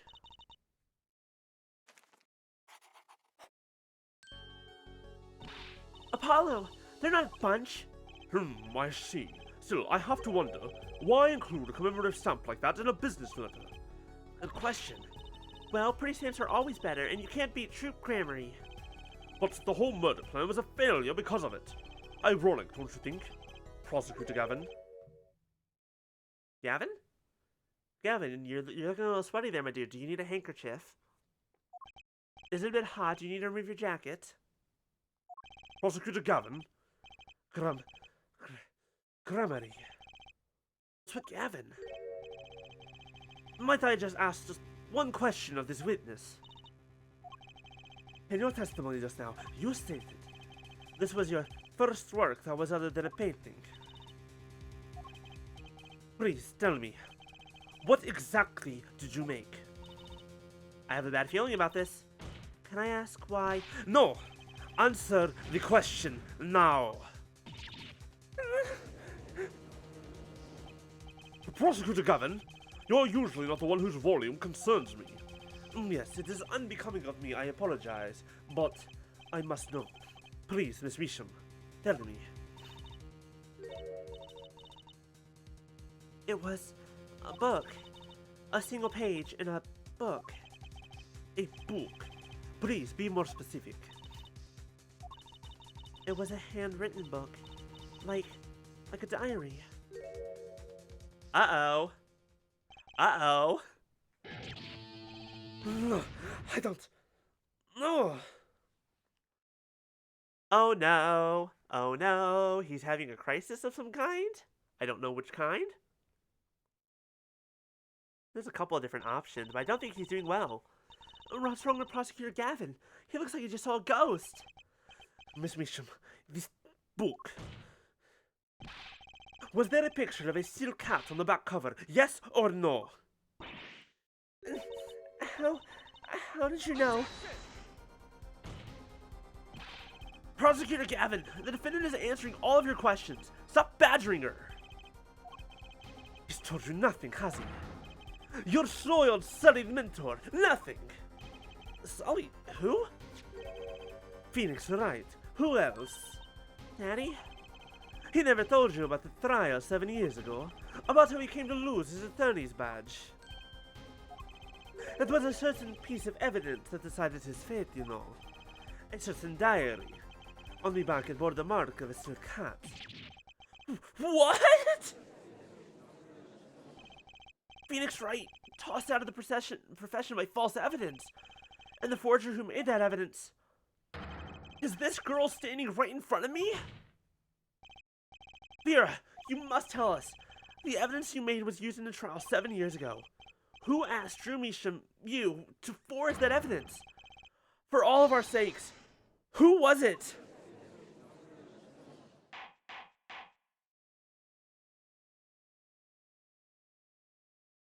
Please don't say Phoenix Wright. Please don't say Phoenix Wright. Please don't say Phoenix Wright. We only met once. You met the client? Well, who was it? It was, don't say it. Please, for the love of God, don't say it. What's going on with Vera? She's staring at Prosecutor Gavin's face again. Unless it was Gavin. Not this Gavin, the other Gavin. Yes, what? Is there something about me? I remember clearly. I remember who gave me the book, the diary. Who was it?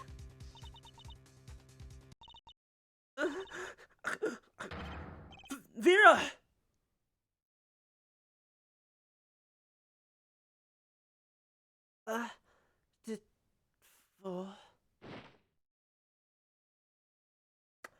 Well, shit. Yeah, oh boy. Defendant Vera Measham, condition unconscious. Examiner's diagnosis, acute atroquinine poisoning. What? This is the recording of the trial for the murder of Drew Measham. Vera Measham was, during the trial, poisoned by an unknown assailant. Dosage was just under the lethal amount, sparing the defendant's life. She is currently in intensive care and is not to be disturbed for any reason. A very simple case at first glance, until it finally began to show its true colors. I don't remember his name, but I'm gonna say it was Gavin's brother who did it. But he was a prosecutor. No, he was a defense attorney. It was his fault. He did it. The long road to the truth takes us to the record of another trial. In some ways, that was the starting point of it all. Holy shit. And that's where we must go. Jesus Christ, my dude. That's what you look like 7 years ago? Less hair, same amount of titty. Tiny little Tracy, look at her! Oh my goodness! She's so adorable, look at her! To find the whole truth. Daughter!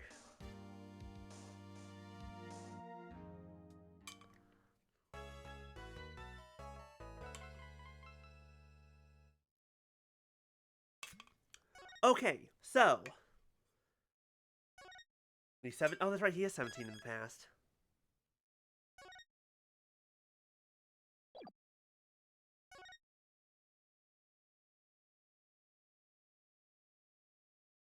Okay, so Zach Gramery died. It's his trial that we're gonna do. I lost. Only a game of poker. A game I've played for a long time. And only lost twice. Who was the first? The man I killed, of course. Well, it seems I found the partner I've been looking for all along. Over a game of cards? Over a game... Ah, yes, over a game of cards. Yes, over a game of cards. I don't know who's talking, I don't know what... That was how we first met. 7 years ago.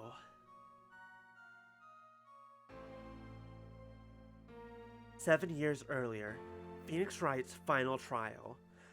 This is why there's only 4 episodes in Apollo Justice, because this is 2 different trials. April 19th, 7 years ago, 9:27 a.m. Phew, okay. Oh, it's been a long time since I felt like such a rookie. Gotta try and relax. Shadi Enigmar and Magnifique Gramery. Zach Gramery, Trucy's dad. Shady. Shady Enigma. Your name is Shady Enigma. Hello? Alright. I do love all the color-coded magicians. It's very funny.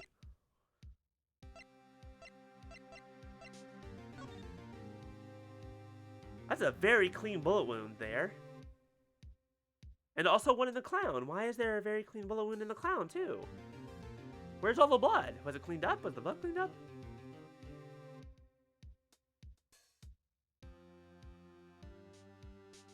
Oh, there's a page missing from the book. That'll be important later. Gotta try to relax. Good morning, Mr. Enigmar. I'm sorry to have sprung this on you so suddenly. This guy's giving me a real heroic kind of vibe. Also, your hair, your facial, all your hair looks like it's like drawn on with marker. Is that on purpose? I received the files from your previous attorney only yesterday. Honestly, I'm not entirely sure I'm prepared. No, I need to give him a different voice. That's Apollo's voice. I understand I'm asking the impossible of you. Yes, well, you haven't really told me what happened yet. All we did was play cards. And that was enough.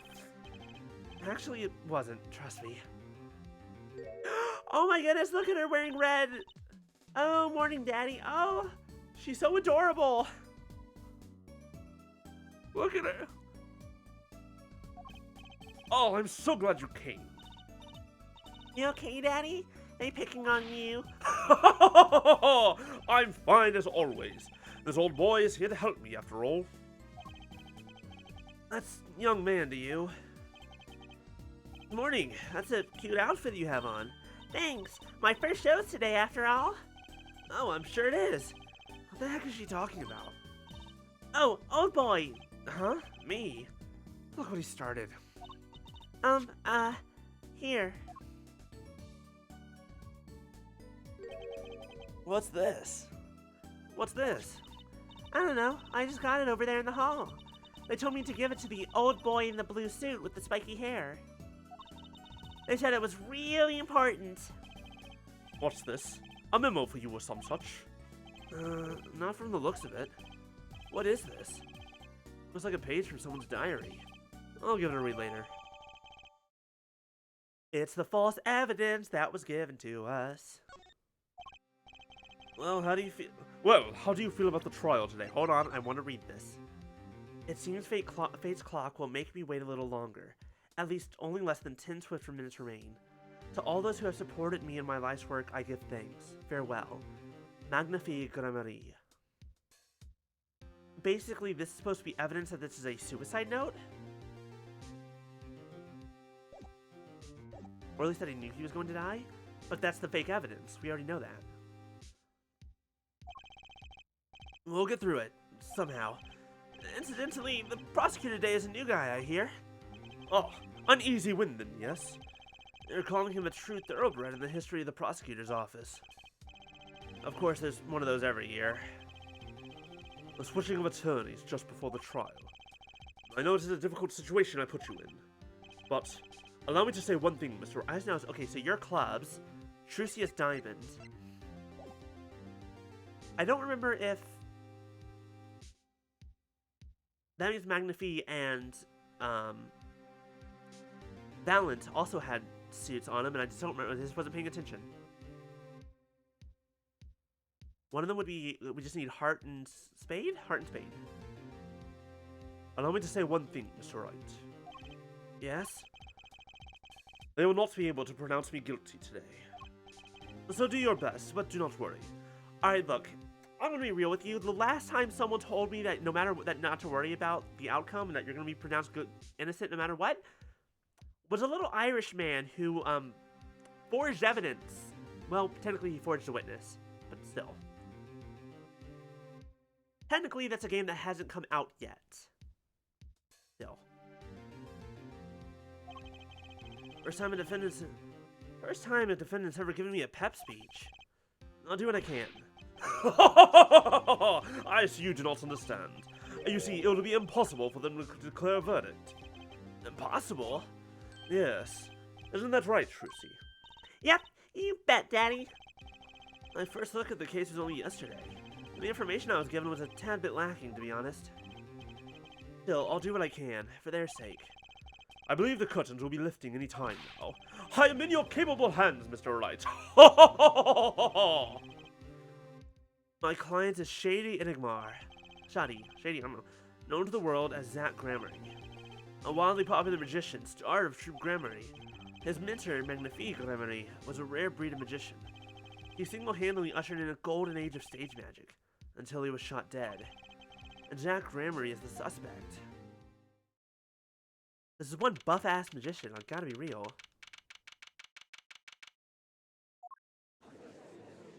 Gavin? Court is now in session for the trial of Shadi Enigma. Defense is ready, Your Honor. Is the prosecution ready? And I was just thinking, is this what all the fuss is about? Bit of a buzzkill, really. Buzzkill? Is this some new kind of crime? Oh, one of the worst. This is a trial, yeah? Already sweaty palms, the pounding heart. A Governor's concert got 10 times the third of this gig got. Who were you again? Clavier. A Clavier Gavin. I came to get the party started. Illegally, yeah? Gavin? Defense attorney Christoph Gavins? Figures my bro's more famous in this part of town. Clavier Gavin, lead singer for the mega hit band The Gaviners. You're out of your league, rock boy. I know what you're thinking. You're out of your league, rock boy. True, my debut single, 13 Years Hard Time for Love, went platinum overnight. But that's just a hobby to me compared to this, yeah? Talkative, aren't you? I I like your affected Euro-rock accent, by the way. I'm just getting warmed up, Herr Attorney Wright. Perhaps you would be so kind as to fill us in on the case. Achtung, baby. Time to call on the opening act. What was his name again? Ah, yes. Detective Gumshoe. Hit it. Gumshoe! My dude! Friend! Buddy! How you been? How are you doing after 7 years? I miss you. And you are? Hey, you were the one who called me up here, sir. Name's Dick Gumshoe. I'm a homicide detective down at the precinct. Detective Gumshoe. Long time no see. Hey, you! Huh? The day's the day, pal. Today I win and you lose. I got confidence in my testimony today, you see? What, you normally lack confidence in your testimony? Detective, this is my stage. Kindly antics. Huh? All this hey youing and such. And I could care less about your history together. Ugh. Very well. Detective Gumshoe, if you would, please tell us about the case at hand. Happened 6 days back, in a room at the General Hospital. That's not it. Now whatever. The facts are as simple as they come. Here's the crime scene. The victim was a patient asleep in a hospital bed. Killer comes in, puts a pistol to his forehead, and bam, lights out. Them's the facts. Them's the facts. Not so long ago, the victim, Magnifique Gramerie, was a famous man. He had the entire country under his magical spell, as it were. Ah, yes, the great magician. He retired years ago, though. I say the name Magnifique to one of my generation, and you'd be lucky to get a blank stare.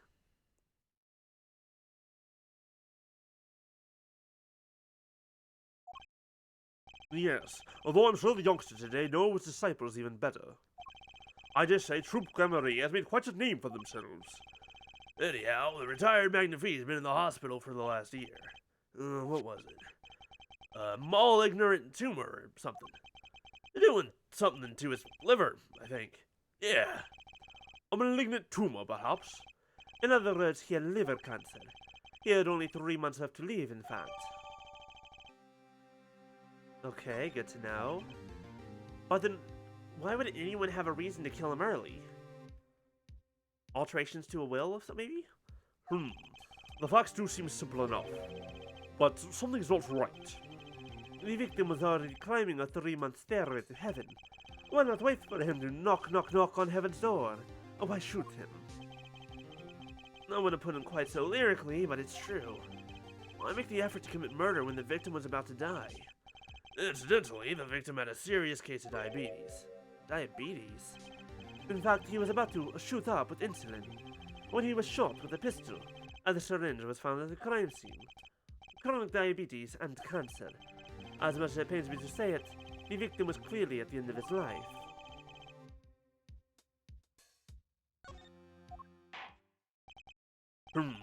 I believe the question before us is clear then.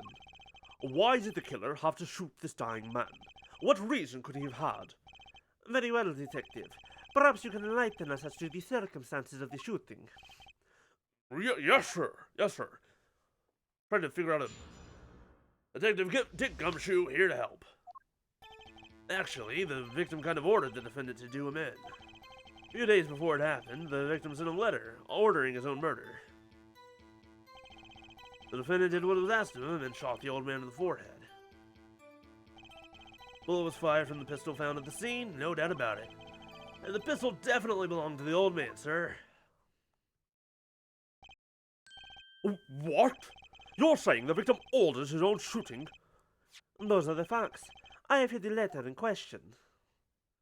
To my beloved student... Okay, hold on. I was reading that. Excuse me. Very unusual indeed. To my beloved student Sunk, to you I entrust the task of lowering my life's curtain. Come on the 13th, 11:05 p.m. I have already a gun with which you will shoot. One shot, squared in the forehead. You cannot refuse, and we both know the reason why. Magnifique Gramerie.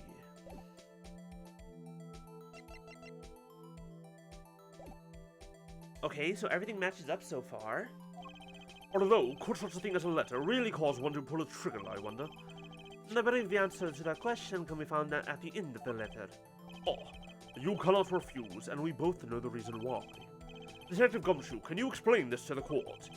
Unfortunately, even the defendant won't say a peep about that bit, sir. One thing bothers me about this. Why didn't he just say 11? Why have him come at 11:05 without some specific reason? The devil is in the details, Herr Attorney. Well, was there some reason? As it turns out, there was. Every night for a half hour, starting at 11, the victim, Magnifica Marie, was given an IV. An IV? There it is in the picture off to the side of the bed. At 11, a doctor would come to set up the IV. 30 minutes later, he would come back for the empty bag. And this happened every night, without fail. That was the only time they could meet without the chance of an untimely interruption. During his IV. Very well. Shall we begin? Mr. Wright, your cross-examination, if you would. What's this reason you couldn't refuse, I wonder? You could have at least mentioned it to me. Ah, that classic old Phoenix Wright sweat. Been a while since we've seen it.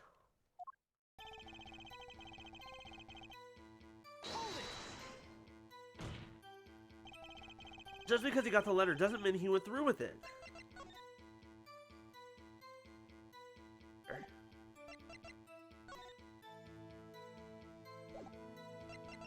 Would have been 6 days ago. That matches up.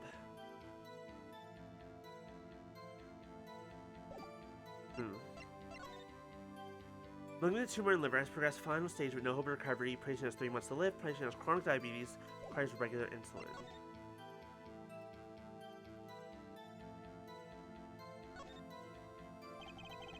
Always hated getting shots. I guess Magnifi was giving himself the insulin shots. There's no way I could do that. Wait, if Magnifi used this to inject his insulin, why are there no traces of it having been used? Something to keep in mind.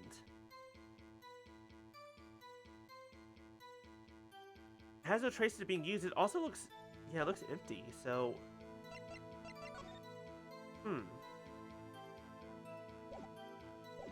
Interesting. Oh, I disagree. The victim was indeed shot in the forehead after all, just as he had commanded. It could be a setup. But let's not be in such a hurry. Maybe we should let the witness talk for a change. Thanks, pal. Fine. I can play it slow as well as I can play it fast. On with the testimony, Detective Gumshoe. There's a very clean shot through the head and a shot through the clown. The IV is not in him, which I did notice. Syringe doesn't have any sign of being used. There's a lot of weird little questions here. Oh, also he has the spade on his hat, so I'm guessing he was the spade. So that means that Valent would be the heart. Valent's the heart, Magnifi is the spade, Zack is the club, and Trucy is the diamond, if that means anything, if that matters. And if the gun only fired once? That's a very good question. I don't know if we know the answer to that question. We know that he was only shot once. But we don't know if the gun was only fired once. Unless he said that, in which case we'll find out in a second. A few days before it happened, the victim sent a letter ordering his own murder. The bullet was fired from the pistol found at the scene, no doubt about it. Definitely belongs to the old man. Okay. Let's ask here. You mean this pistol? The one in the crime scene photo? That's the one! It's a funny looking gun, so there's no mistaking it. We compared the bullet taken from the victim's skull with the bullet fired from this gun. The rifling marks on the bullet were a perfect match. So you verified the murder weapon, in other words. You bet we did, pal.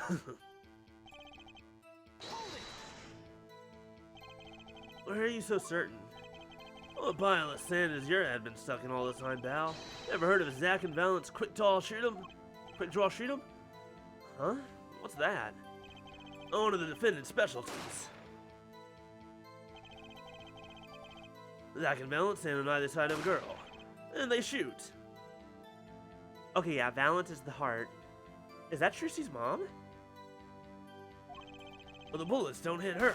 Instead, they hit everything else on stage. This is one of the pistols they used on their show. Had a great design, huh? The kids love it. Many boys and girls join the police because of that pistol, I hear. You know, that would explain a lot about the police force.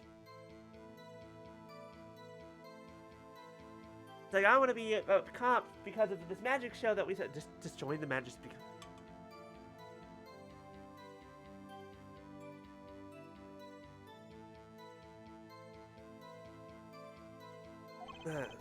Troop Granbury stopped doing that act a while ago.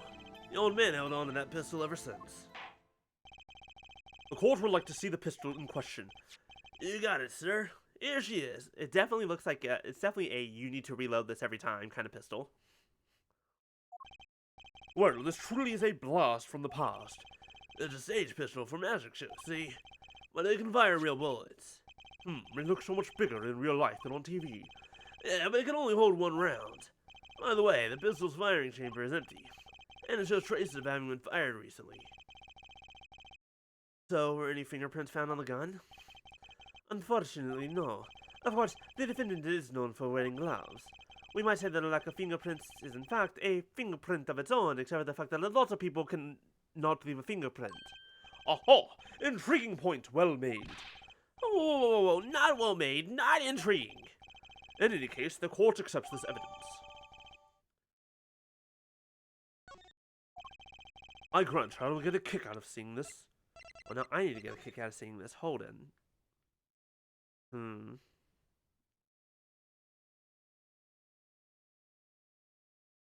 Nothing to investigate, though. It's not really giving me anything. Oh, there it is. If you look closely, you can see how the pistol's made the bend here. It's a one-shot only model, and I guess the bend is where you load it. So, this is the famous Granbury Golden Gun. They say kids used to love pretending they had one of these. I wonder if they pretended to miss their targets, too.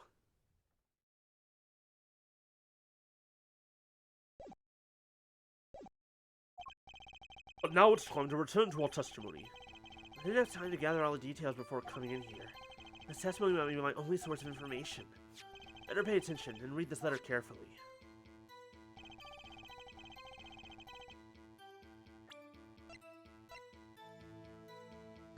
Okay. How did he have it in the first place, is my question.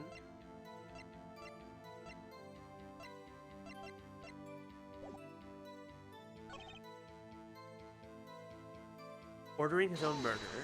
We didn't press on this, did we? And this letter was sent by the victim? There it is. Gotcha. You're all mine this time, pal. Huh? I had the handwriting checked out, of course. It's the victim's, no mistake. I see. Score one for the boys.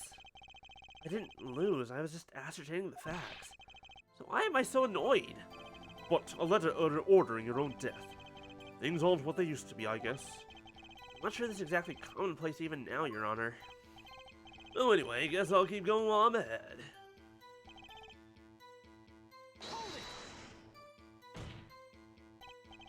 How can you be so sure? We didn't already do this. And you gotta learn to stop relying on people to do your own thinking, to do your thinking for you, pal. Learn to think for yourself. Get that noggin cranking. You fail to grasp the concept of questioning, Detective. First, we got this letter. It says shoot in the forehead, loud and clear. I can see that, but I still wouldn't do it. Well, maybe you need to grow yourself a backbone, pal. You fail to grasp the concept of shooting people is bad, Detective. I mean, he is a cop, so it's not exactly... Shooting people is bad isn't exactly the cop's motto. We also found the defendant's pistol at the scene. Traces of gunpowder residue shows that it had been fired recently. Well, Mr. Wright, as far as I can tell from looking at this photo, there seems to be no issue with the prosecution's claim. Photo. Maybe there's something in there I can use. So they're saying the defendant shot the victim in the forehead? I think there's a hole in the prosecution's argument. Clearly, Mr. Enigmar shot something else. Looking at this photo, another possibility occurs to me. Yes? What does the letter tell us? That the defendant had a reason he couldn't refuse his teacher's wishes. Bingo, pal. That's why the defendant popped him one in the forehead. Oh, the defense disagrees. You see, the defendant had another choice he could make.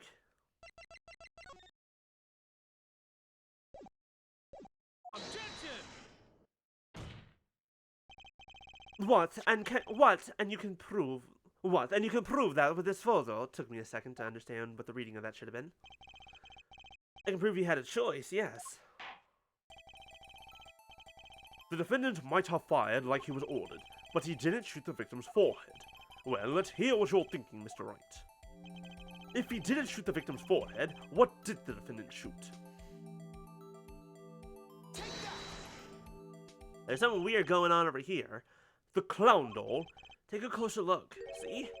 It's been shot in the forehead, too. Oh, there's a hole in its forehead. Yes, and a hole in the prosecution's claim. Huh. And I suppose you have a reason as to why he'd shoot the clown doll. He didn't just shoot the doll.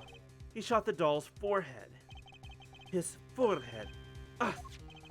Let's read the orders once more, shall we? You will shoot one shot square in the forehead. This is exactly what he did.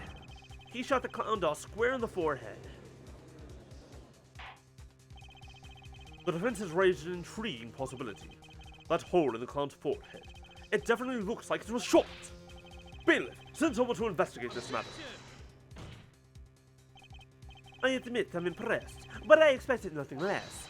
Still, this doesn't mean he didn't shoot the victim.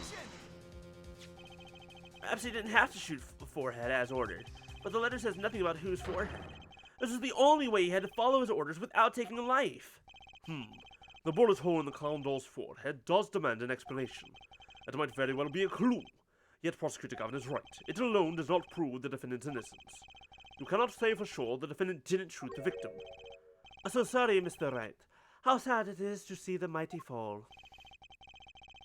How sad it is to see the novice's overconfidence. He doesn't realize just how big this little hole is going to get.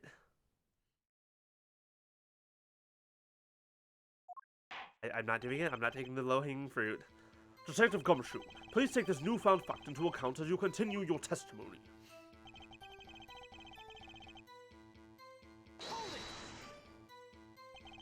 So let me get this straight. You're saying my client first shot the clown, then shot the victim? Hey, not a bad summary, pal. More of a confirmation than a summary, but whatever. Well, that's really more of a confirmation than a summary. But the defense attorney seems pleased enough with himself.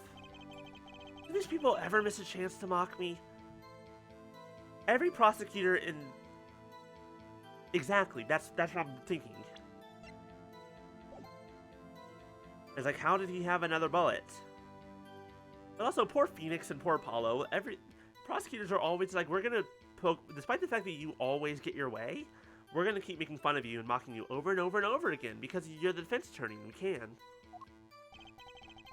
Or now that Mr. Wright's gotten that out of his system, shall we continue with the testimony? It's also interesting not having an assistant. Objection! Trickiest cases often seem the simplest. Prosecutor Gavin, you missed the bullet hole in the clown's forehead. If you hadn't missed that, you might have come to a very different conclusion. Understand? Yeah, but like I just said, pal, after he shot the clown in the forehead, he went and... Objection! Did nothing of the sort to the victim. The pistol proves he couldn't. The murder weapon? How? It's quite simple, Your Honor. This pistol only holds one bullet at a time. If he had shot the clown in the forehead, he couldn't have shot the victim too! That's not the contradiction, not even close. All he had to do was reload the pistol after the first shot. Oh, where did he get the extra bullets? They're not so easy to come by, you know. If you claim the defendant had one ready, then prove to us how he got it.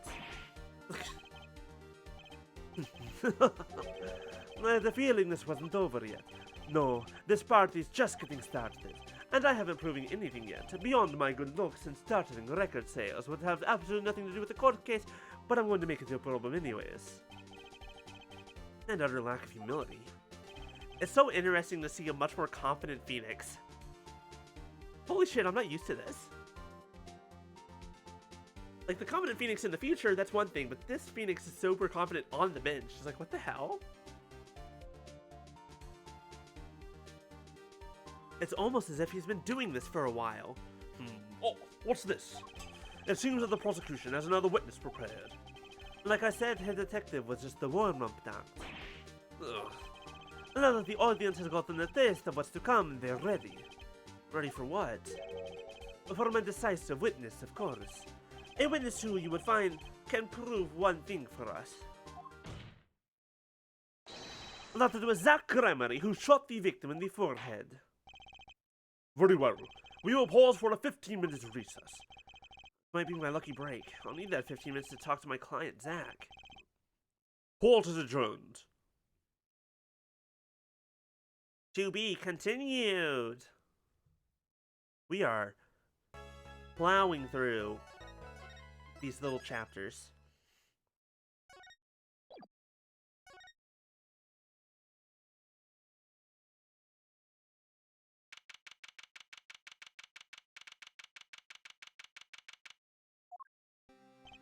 Very impressive, Mr. Wright. I have to say, I expected nothing less. We've only just begun. I was hoping you could tell me a bit more about what happened, actually. I do not think you would believe me if I told you. Better that you discover the truth for yourself. I was thinking of you, you know. I think we need less thinking and more talking. That night in the hospital, what really happened? Oh, the way your eyes gleam, Mr. Wright. You're scared Trucy. Speaking of which, where is she? You have seen the problem yourself, the letter. The one shot in the forehead. One, right? Yes, and the reason he speaks of. I could not deny my mentor's wishes, even if it meant my own death. Why not? This is something I will not say. For now, at least. What's this for now business? Surprise, motherfucker. Hi, Delphi. Hello, hello. How you doing? I've done many things in my life, some well, some poorly. But this is a cross we must bear alone to our graves. Ace Attorney Friday. It's Ace Attorney Thursday, Sunday for me, and Ace Attorney Friday, Monday for you. Because that's just how life works sometimes. We? You want to know about the night of the incident? Finally, this guy sure likes to take his time getting to the important stuff. Of course, I had no intention of shooting my mentor. I snuck into his room that night at the important time, and found there upon his bedside table 2 pistols. 2? Yes, the one I had used on stage, and the one that had been used by my partner, Valent. Oh, for the Zack and Valent's quick draw thing? My mentor had the look of one sleeping. I stood by his bedside, hearing only the light sound of his breathing, and I took the pistol into my hand. I cannot deny that my resolve faltered then, for a moment. You faltered? You mean you thought about shooting him? Recall there was a reason I could not refuse his request. His last such request, though not his first. So, there were other requests you couldn't refuse before? To be honest, I've not always been steadfast, and I feared I brought pain upon Trucy. Was Magnifique coercing his disciple somehow? Just what was going on in Troop Grammary? Yet, in the end, I did not shoot him. Instead, I turned and shot the clown. I took the pistol I'd fired and placed it in my pocket. In your pocket? I believe you examine the bullets in the clown's head. You will find it to be different than the one in my mentor. What were those called? Rifling marks. Yes, well, that is all I have to tell you concerning the case. Concerning the case? You mean there's something else you can tell me? You are a fascinating man, Mr. Wright. Thanks? I think? Yes, there is something. My mentor, his eyes opened. What? Magnifique Grammary?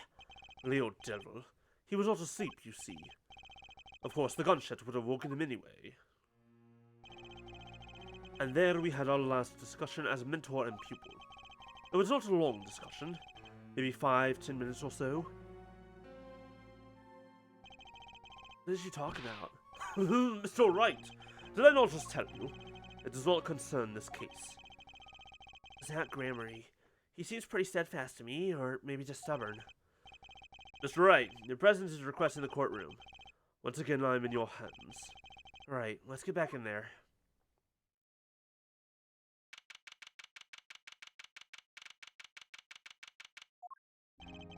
Court is now back in session. During our recess, a bullet was found in and dug out from the clown's head. Well, this is news. And the rifling marks? There wasn't time to do a detailed analysis, though they did find the weapon type matches the murder weapon. Well, that's not very conclusive, is it? Which is why I'm about to call my very decisive witness. Your decisive witness? How many times have I heard those words? Well, they often turn out to be far less decisive than you think. Oh, don't worry on my account. I'm quite confident this witness will do the job. After all, he is intimately acquainted with the players in our little production, being the other half of True Grammary's famous duo, Zach and Valent. Valent Grammary. So we get to meet the great Magnafie's other disciple. There you are, Valent. You look so much younger here. Perhaps we'll start by asking your name and occupation. Valent Grammary, magician. And you're the decisive witness, are you? You can prove your fellow student, your partner's guilt. Fate, the grand illusion, filled with traps and tricks. Wait, the shooting took place in that hospital after 11 o'clock at night. If you're a witness, does that mean you were there that late? If one were to deduce this logically, the conclusion is yes.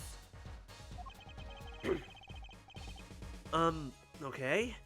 I always get the characters, don't I? I have an interesting fact for you. You see, several days before the crime, my witness received this. That looks very familiar. Wait. That's the same letter Zach Grammary received. Yes, or perhaps I should say, ta-da! Order, order, order, and what does it say? Surely not the same thing. Perhaps you should see for yourself.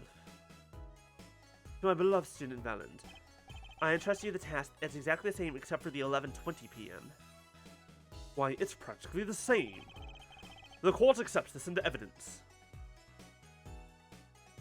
Okay, so what you're telling me is the decisive piece of evidence that got Zach Grammary arrested was that letter.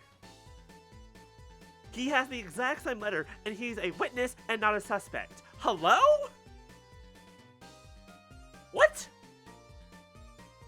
Is it only because of the 15-minute difference?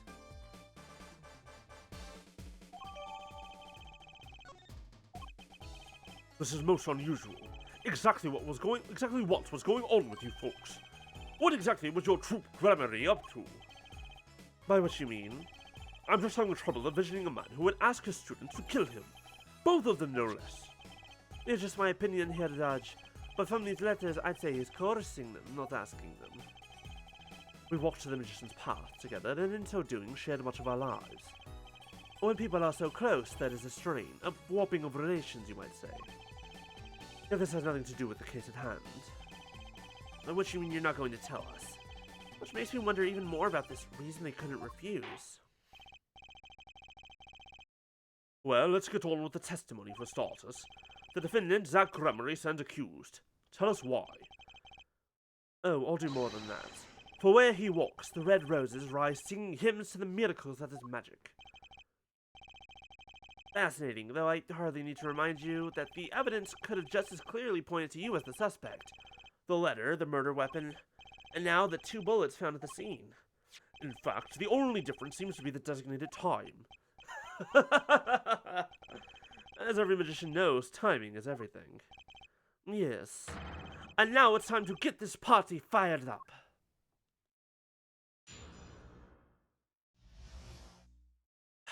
Did Valent Grammary get his own friend and brother killed? Essentially, his own brother killed? Or arrested? Or, But whatever happened to Trucy's mom? Who was that woman? Tell me more about her. That night, I visited the hospital room at the time Magnifier requested. The smell of gunpowder hung in the room, and my mentor had taken his final bow. I do not imagine my fellow student might have received the same instructions. Yet the deal with the dead is still a deal. That sweet kiss I gave to the clown. Then I informed the doctor and the police. Curses. Pain. Suffering. Uh-oh. Now the only problem is the gun. If we can get the rifling marks... Valent doesn't know about the second gun. He doesn't know about the second gun. But Zach does. If Zach took the gun with him, he still has it. And the rifling marks will match. So you were the one who reported the crime? Indeed. I would think this fact alone would clear my name of suspicion. Let's not jump to any conclusion. This has happened a lot where someone reports the crime and they immediately get arrested. Trust me, it's happened more than you think. Yes, the cross-examination generally comes before the conclusion in this court. But if your testimony proves to be true, then the defendant, Zach Gramery, is guilty. If it wasn't Zach Gramery, then the killer was you, Valent. And no disappearing act will get you out of that. Now we just have to prove my theory. Okay. Smell of gunpowder and my mentor taking his final bow. Okay, let's talk about this. So, you weren't worried for your own safety at all? I mean, you smelled gunpowder, yes? One of the shooter was still nearby. I did not consider this, to be honest. It is forbidden for a magician to have a good imagination.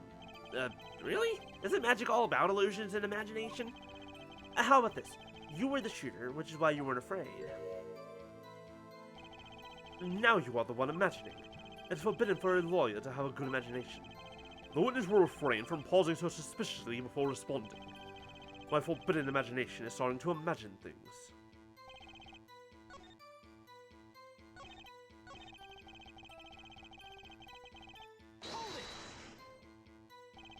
There were 2 bullet holes at the scene, one in the victim and one in the clown. You're saying the one who shot the clown was you? No doubt my partner Zach has said much the same thing. Yeah, because whoever didn't shoot the clown committed murder. I better dig around here a bit more and see what I turn up. Mr. Valent, let me ask about something else concerning the crime scene. Namely... Let's start here. In order to shoot a pistol, you need a bullet. Where was the bullet? I entered the room and took the pistol in my hand. The bullet was already loaded, ready to fire at any time. A magician is always prepared, you see. Prepared for... One never knows when a miracle will be called for. A magician always has 7 doves in his pocket and a white rabbit up each sleeve. Clearly, we're dealing with professionals here. Is this bullet that was loaded in the pistol really so important? Without a loaded bullet, we wouldn't have a murder. It's very important, Your Honor. Very well. Please add this detail to your testimony. What can I do but obey?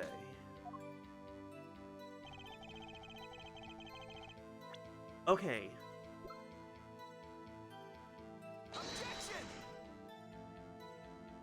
Yeah, what are you... Boo! That's some good logic right there. Hello? If he was already shot, where'd the second bullet come from? Fuck you, Judge. Fuck you, Valent. Okay.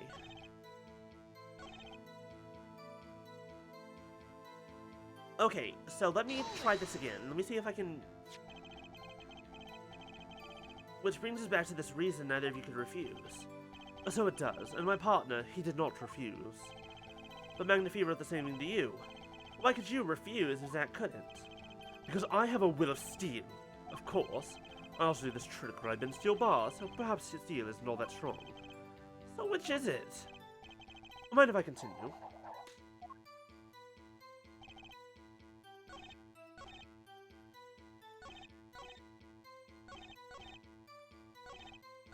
Let's talk to this real fast. If the pistol was already loaded, something doesn't make sense. Why weren't the victim's fingerprints on it? You should know that we of the Troop Grammarly are capable of many things. One of these being the levitation of iron balls, without touching them. There's no magic involved here. The shooter was just methodical, is all. He simply wiped everything with fingerprints. Didn't really do much for fingerprints that weren't there. Maybe we should ask about something else. How many pistols were there when you entered the room? By which you mean what, precisely? 2 pistols were used in the Zack and Malin quick draw shoot-'em, correct? One for each of you.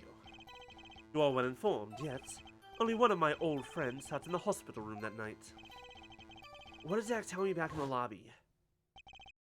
Of course, I had no intention of shooting my mentor. I snuck into his room that night at the appointed time, and found there upon his bedside table 2 pistols. Took the pistol I had fired and placed it in my pocket. I see no problem with that statement. Only one pistol is visible in the photograph of the crime scene, after all. So you picked up that pistol and fired it. Here's the thing. Literally, all you have to do is say, that is the pistol you picked up. You fired that pistol. The pistol that matches the rifling in the skull. Yes, and also matches the rifling in the clown. No, did we say that? Did we say that, though? Is that a thing that you know? I just proved your guilt. Congratulations. All we have to do is look at the rifling on the bullet in the clown. And we're done. Case closed. The end. Game over. I win. You lose. Suck a nut. Is the number of pistols really so important? The number of pistols isn't quite important, Your Honor. Very well. Please add this detail to your testimony.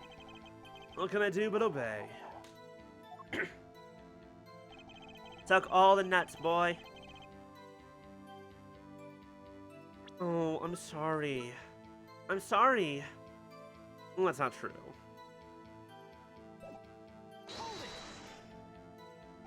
So you took the only pistol there and fired it. Oh, that's correct. And that pistol was this one, which was left at the crime scene. Good show. I see you two are a magician of sorts. And you're an idiot of sorts. You have any idea what you just said? I see the fire in your eyes as you glare at the witness. So how about heating up the style a bit? These slow ballads bore me. I've got a hunch, but maybe that's all it is. Maybe I should ask about something else. Nope. Second thought, let's run with this testimony for a while longer. Okay, I need evidence.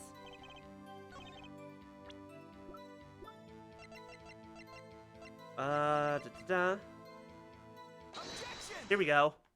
Get fucked, loser. According to the defendant, Zack Gramerty, when he entered the room, there were 2 pistols on that table. 2? One of those pistols he used to shoot the clown in the forehead. Then he left with it in his pocket. Of course, this is what you would say. Unlike the hapless clown, we must assume our defendant has some brains in his head. Well, what about what Mr. Valiant told us? You see, there's something about his testimony that doesn't make sense. Oh, what might that be? I told you I took the pistol that was there and shot the clown. That's your story, at least. But the rifling marks tell a very different story, Mr. Valiant. Recall what Prosecutor Gavin told us. We compared the bullets taken from the victim's skull with the bullets fired from this gun. The rifling marks on the bullets were a perfect match. Mr. Valiant, if you fired this pistol, then you shot the victim in the forehead!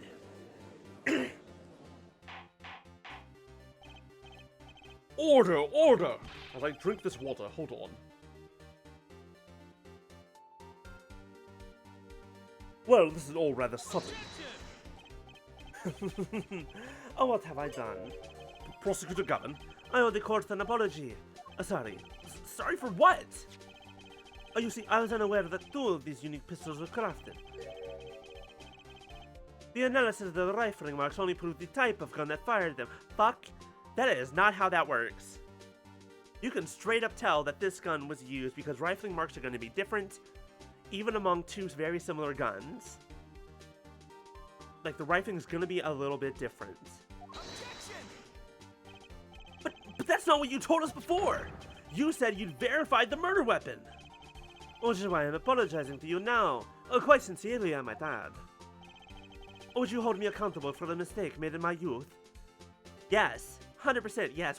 10 seconds ago? That was just this morning! I am still young, and I might add, it wasn't really my fault.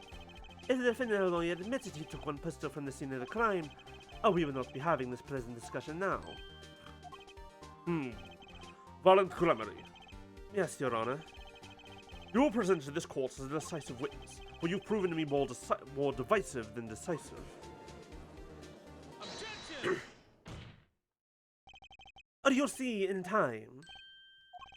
The testimony so far has merely been a review of the facts, and the proof comes next. Care to elaborate, Prosecutor Gavin? When Mr. Valentine entered the hospital room, the victim had already been shot. As his next testimony will prove. Hey, right, the real fight is about to begin. I hate this guy. Bring it. Very well. The witness will now testify to the court. Help us determine who shot what.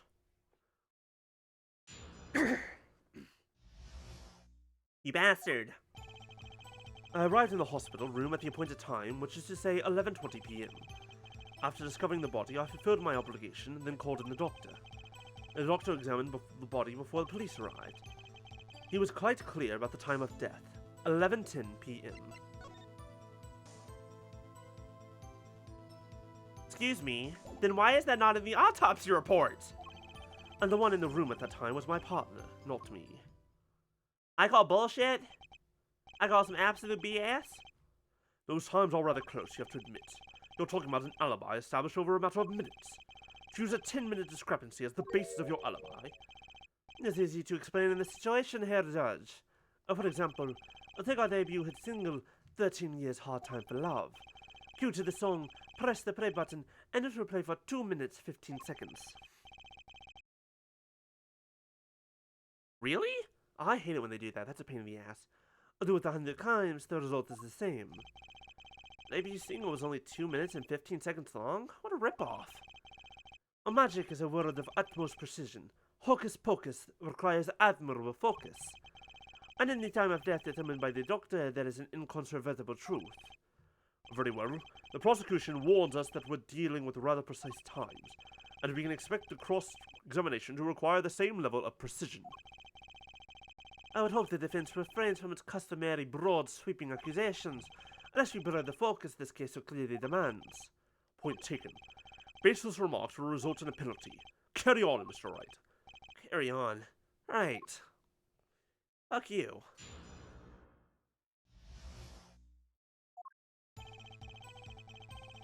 I'm gonna make my life a little bit easier.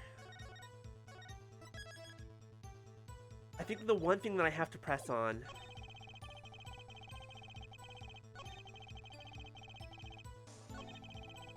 is this. I feel like this is the one thing to press on, is how he was so clear. It has to be this, right? I don't think I'm stepping out of a limb to say I have some doubts about this. How could the doctor be so precise with the time? We do usually get an estimated time of death, true. I'm not sure I've heard of a verified time of death. Magic revels in making the complex appear simple, but reality is the opposite. Ah, shit. I know what verified the time of death. It's the IV. The IV would stop pumping through him the moment he died. And you could tell by how much is missing from the IV, you would know when he died, because the heart stopped pumping. Shit. That's how. And making the complex appear simple, but reality is the opposite. What appears complex, in this case, is a simple matter of subtraction. See, another person has done their arithmetic homework. The point here is the IV the victim was taking. Called it! I'm a genius! I'm awesome! Also, oh shit! I'm a genius! Oh no! I so rarely get to have those moments where I get to say that. But here we are.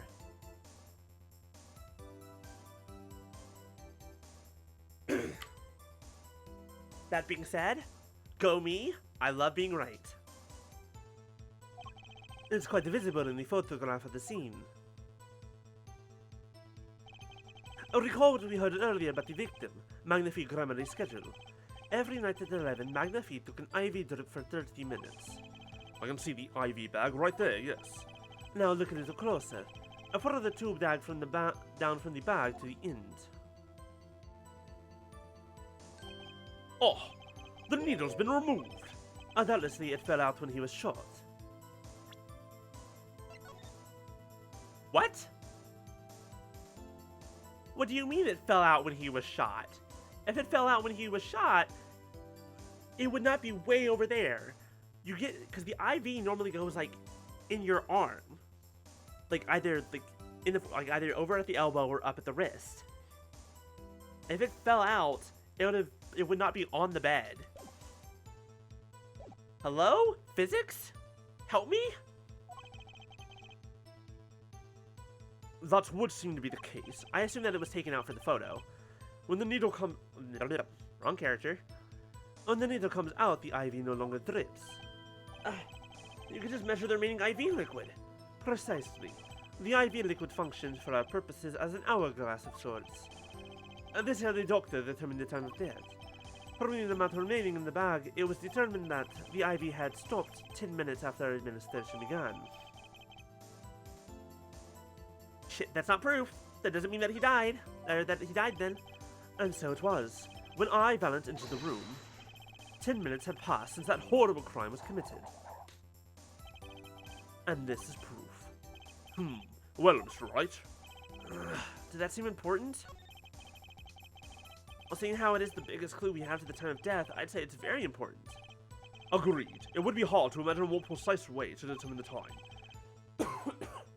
Behold the power of arithmetic! Very well. The witness will add this detail to his testimony. Sometimes the most magical thing of all is the truth. The water of life springs not eternal. The remaining IV liquid proves my innocence. I feel like that's not true.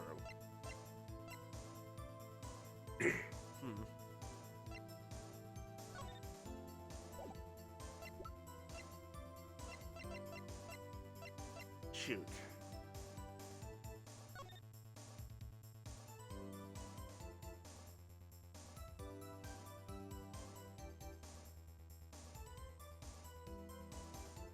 It seems Fate's clock will make me wait a little. Yeah, I'm going to in just a moment. But looking at this again, this page, Fate's clock will make me wait a little longer. This is the quote-unquote proof that we're going to use later, not currently, but later, to say that it was Valent Grammary. But Zach is... Wait, but he doesn't get... Did you notice the IV yourself by any chance? When first I entered that room, the stench of gunpowder assailed me. Next, the mark of death upon my mentor's forehead, and then his left arm did I spy a rose, drooping and wilted. Its thorn, the discarded IV needle. Knocked from the vein by the force of the shot, luckily for you. If that IV had not been there, why, you might be a suspect. Indubitably so. I might say it's thanks to my lucky color. Your lucky color? Indeed. Even today I wear proudly upon my suspect self, for it always, without fail, brings me luck. Why, when Zack and Valent won the first Magician's Grand Prix, yes, the very one held by the Association of International Magicians, I was adorned in this attire then too, and our trophy, a bust. Ah, what a day that was. This is one trip down memory lane no one needs. My lucky color, yes indeed, and that IV too. Just so you're aware, the IV is green. And you're yellow. I say, I think 'twas huge especially for me, Valent.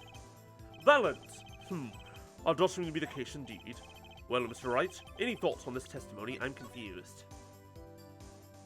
My thoughts on the testimony is that looks very green and you are wearing a lot of yellow. Alan sure looks happy with himself. Okay, how about this lucky color testimony? It certainly sounds like your lucky colors brought you plenty of luck. But not this time, Mr. Valent. Your lucky colors betrayed you. I'm afraid you've lost me.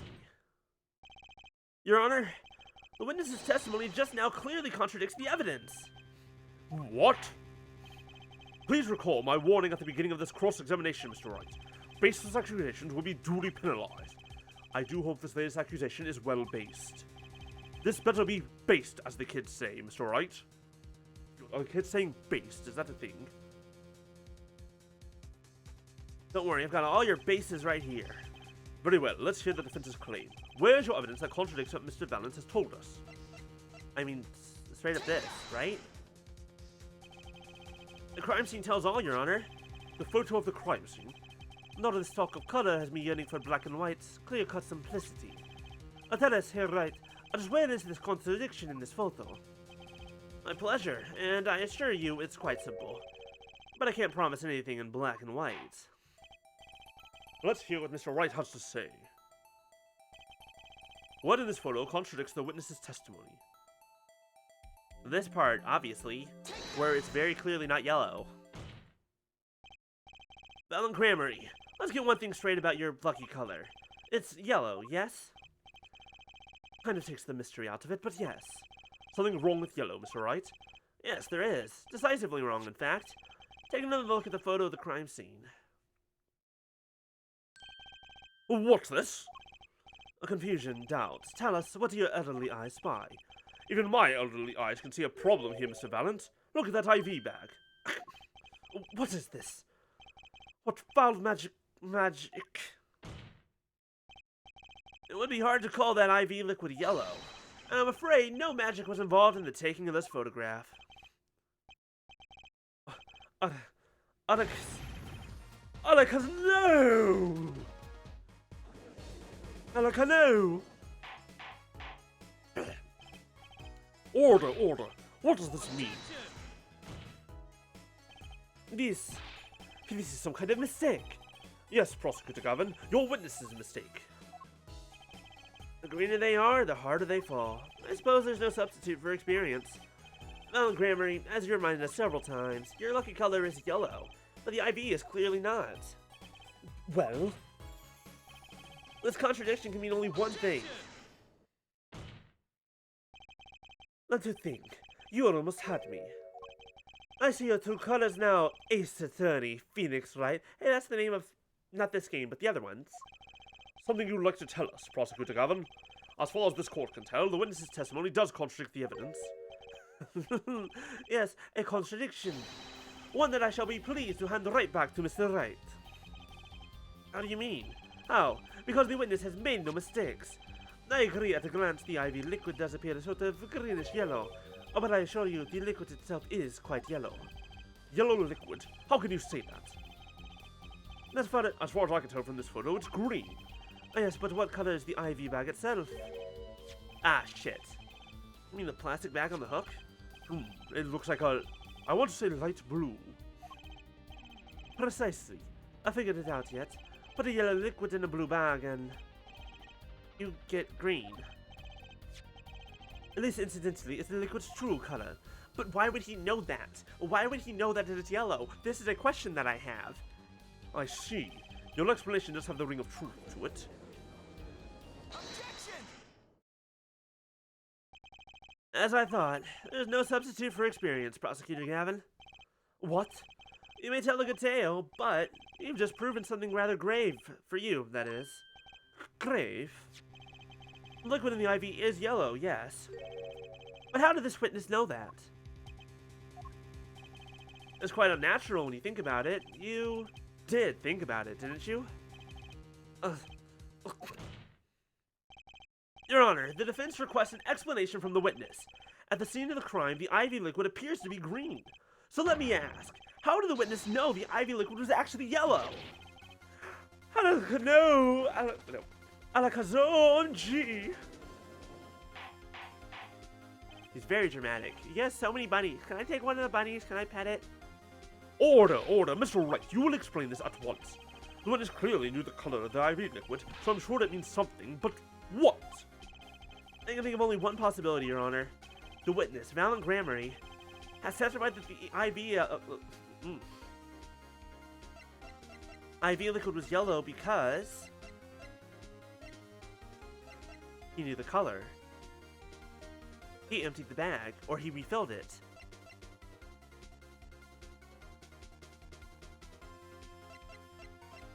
Because he knew the color? From the facts before us, the answer is clear. The witness knew that the IV liquid was yellow. Why? Because he's seen it before, but not inside the blue bag we've seen the photo. He saw the liquid by itself in a clear, colorless bag. I suppose he would have had to, but I'm still not clear as to what all this means. Ask yourself, why would he know if he didn't work at a hospital? That's where you'll find your meaning, Your Honor. Objection! I'm afraid I find nothing. So what if he knew this IV liquid's color? Leave the getting excited over absolutely nothing to our tinny popper fans, yeah? Objection! I love seeing Phoenix actually be the one in charge here. This is actually really good. The IV liquid is the only evidence proving the time of death.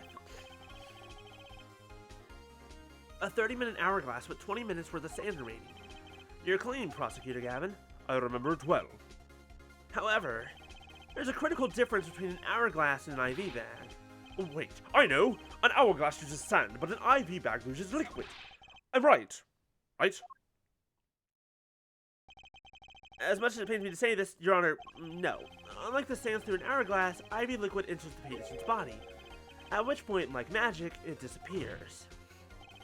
However, what if the amount of IV liquid had increased? You couldn't tell, could you? After all, there's no way of knowing how much went in. Let me get this straight here, right? You're saying the witness washed down the victim's IV bag? Not with water, but with IV liquid.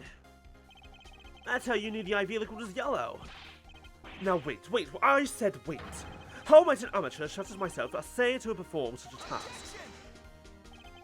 I'm an amateur too, but I can pour water into a cup. I'm afraid there's quite a big difference between a cup and an IV bag. Quiet. Can you prove our witness is capable of such a feat? He has a point, amateurs. I, at least, would have some difficulty pouring IV liquid into that bag. You don't need to be an expert to see the look on the witness's face. He added liquid to that IV to throw off the time of death. I'm tired of these fairy tales lacking evidence. Well, Mr. Wright, any solid evidence to bring us back down to earth? Well, Grammary, I'm afraid your magic won't serve you in a life of crime. Might I ask what you're strongly suggesting? Magic relies on props, and props become evidence. Our witness was certainly able to increase the amount of IV liquid in the bag. All he had to do was work a little magic. The syringe! He was able to use the syringe to refill the bag. The victim's syringe? It's the perfect prop for the magically increasing IV trick, and easy enough for an amateur to use. What kind of evidence is that? The syringe was clean, not a trace of liquid in it.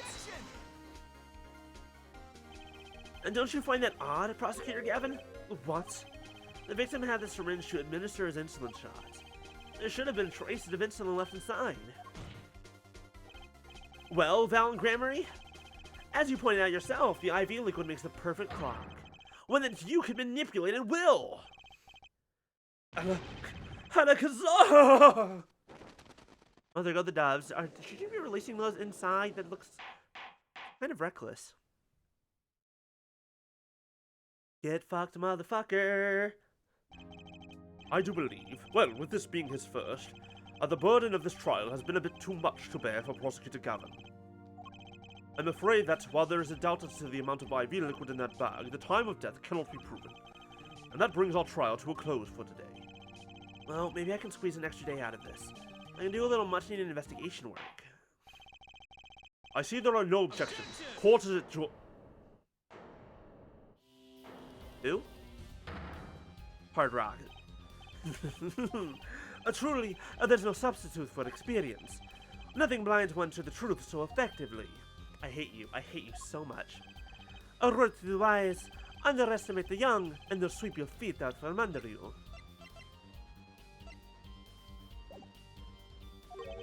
In a way you never, ever expected.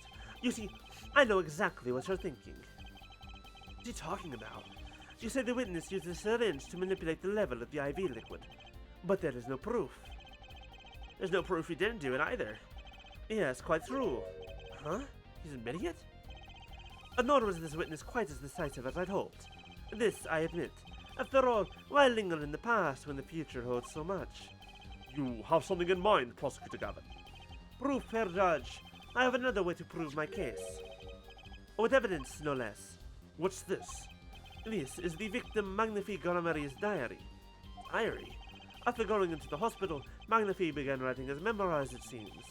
The story of his birth, his startling debut, and the meeting his disciples.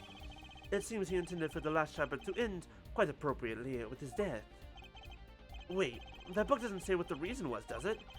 the reason why his disciples couldn't refuse his last request? Sadly, it is not. What's important here is on the last page. Apparently, the victim wrote in his journal that night, even after the IV had begun at 11. Let's read it, shall we?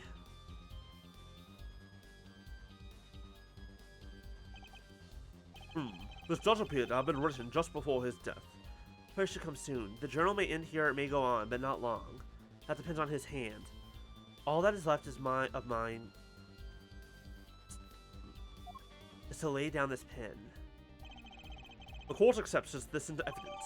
But there's a page missing. So either he actually wrote more or he didn't, but we don't know. So, I'll read the very last part with particular care.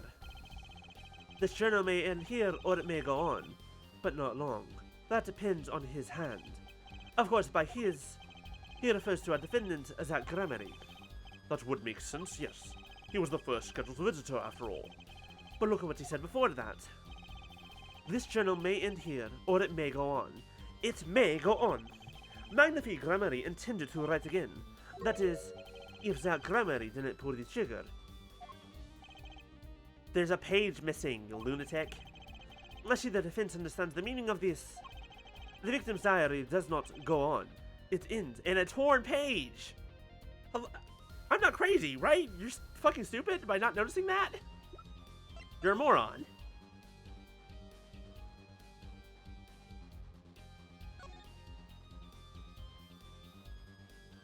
I feel like this kind of proves to us that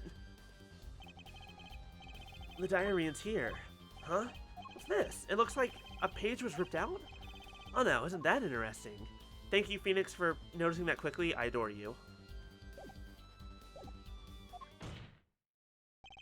Because Magnifi's life was brought to an end by the defendant, Zach Grammary. I hate you. I hate you. I'm going to rip your hair out. I'm going to just take the G around your neck and stab it through your neck. Prosecutor Gavin, are you certain that Magnifi Grammary wrote this? There is no mistaking his handwriting. Well, this does seem to be significant. According to this, Magnifi did intend to continue his diary.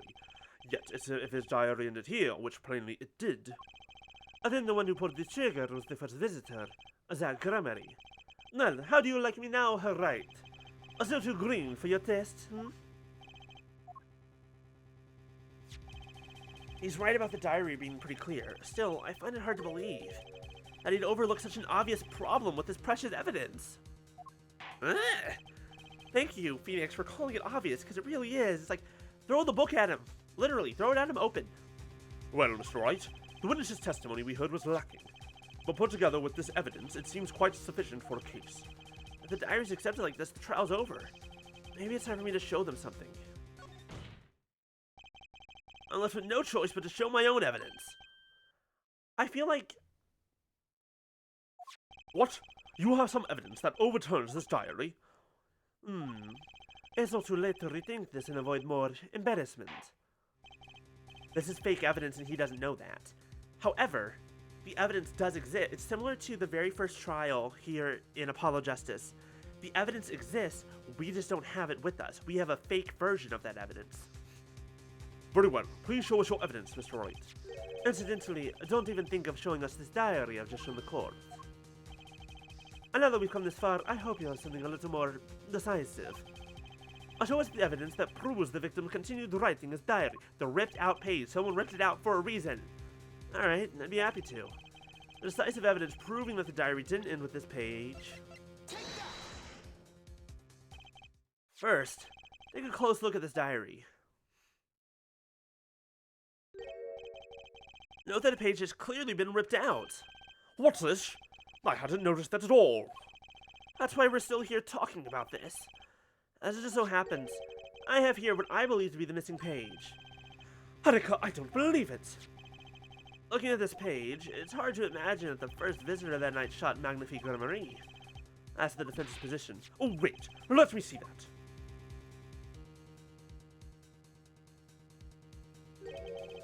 What in Sam Hill? Who's Sam Hill? I don't know a Sam Hill. I know at least one Sam. I don't know any Sam Hills. Why, this is the continuation of the victim's diary.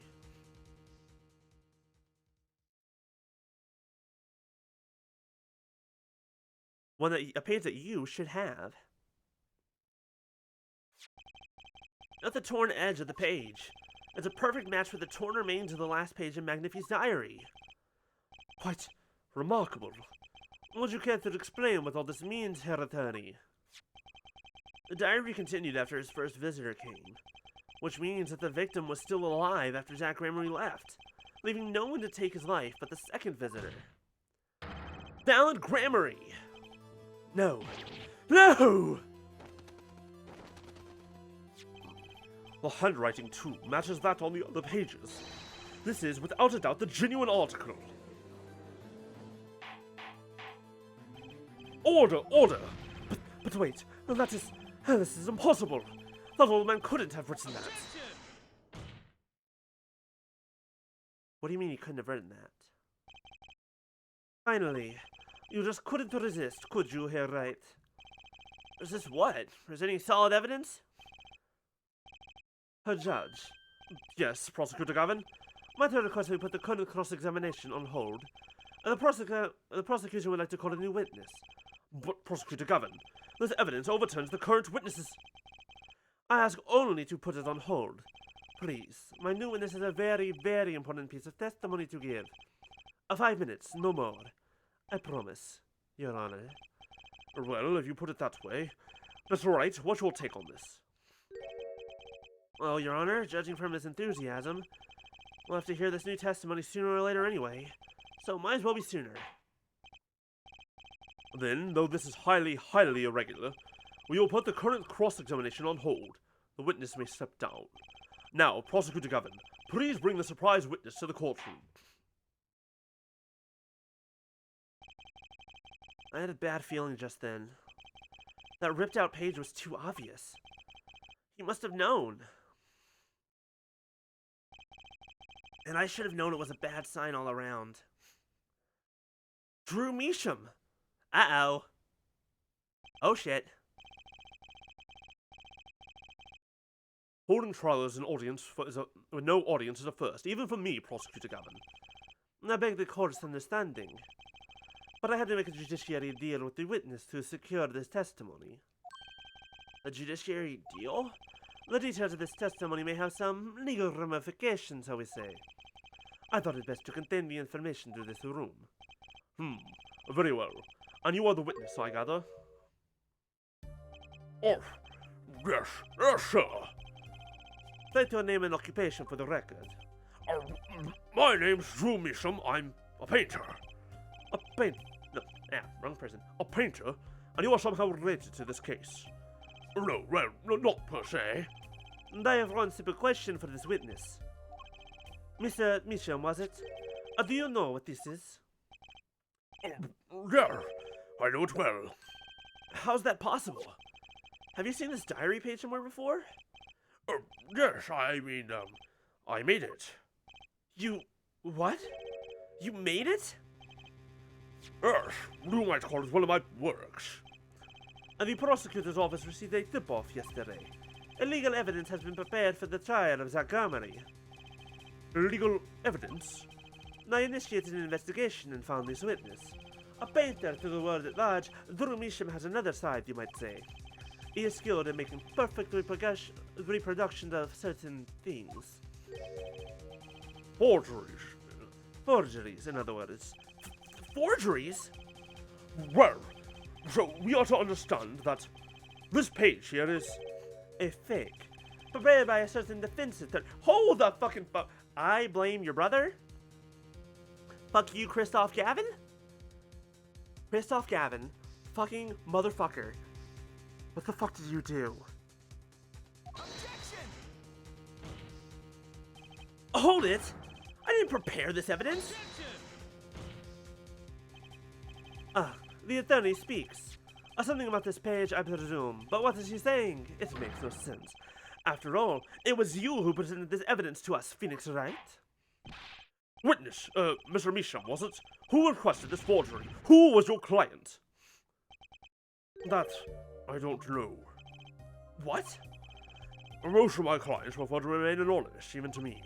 I make the items they want and receive my payment. That's the extent of my contact with them. Objection! But there's no proof this is a fake. It's a fake. Uh-huh. To avoid just this sort of problem, I always put a special mark on my works. I can say without a doubt, this is mine. Phoenix Wright got framed. Well, shit. Oh, fuck. Phoenix Wright got framed. Mr. Wright, you have just presented illegal evidence to this court. My court. Not on purpose. Complete accident. It's not about being careless. It's someone fucking put me up to this. You know, I would say I'm not at fault here. Only slightly. It was careless of me. That's all I can say. Oh, old boy. Here. What's this? I don't know. I just got it over there in the hall. They told me to give it to the old boy in the blue suit with the spiky hair. They said it was really important. The old boy. Trucy? Trucy, this is very important. Who gave you this letter? It was all a trap. A fatal trap. Mr. Wright, Yes? do you have an explanation for yourself? If I did, would the court hear it? Probably not. Forging evidence is a serious crime, and presenting it in court a serious mistake. A fatal mistake for an attorney.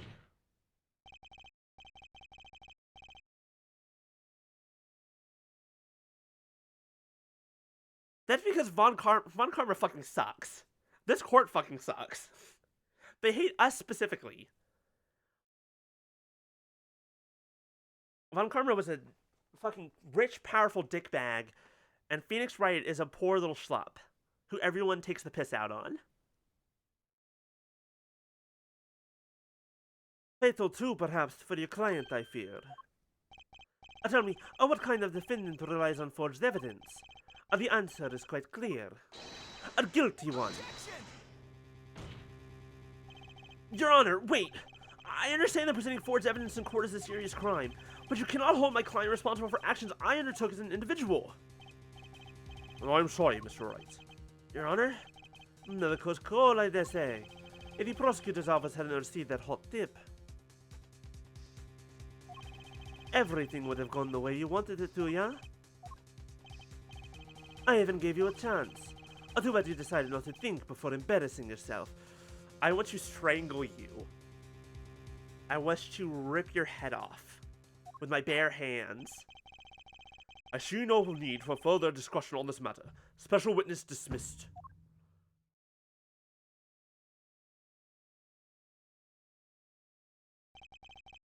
Mr. Attorney, Yes? could I ask your name? Phoenix Wright. Mr. Wright, I have seen and studied many people, but none like you. I'll remember you, Mr. Wright.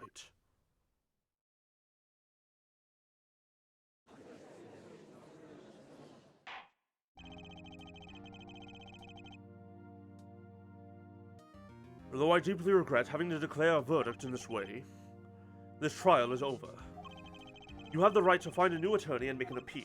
However, this court must... Your Honor. Yes, Mr. Zack. There is one thing I wish to make clear. Today, in this courtroom, you cannot declare me guilty. It is impossible. I'm afraid the defendant is quite mistaken. I most certainly have the authority to declare a verdict on you. Except, tell me, how do you plan on announcing your verdict when your defendant does not exist?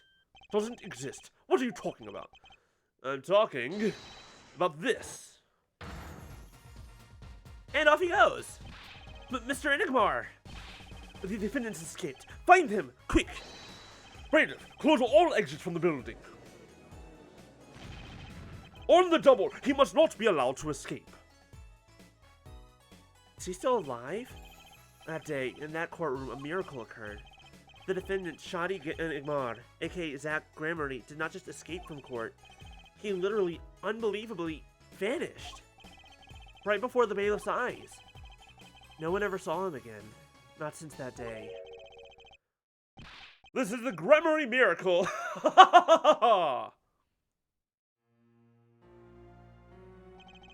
No verdict was declared.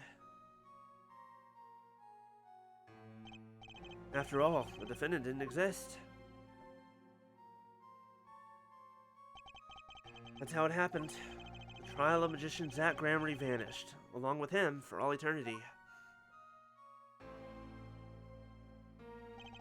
The mysteries that remained behind were all solved, however. Not until 7 years later.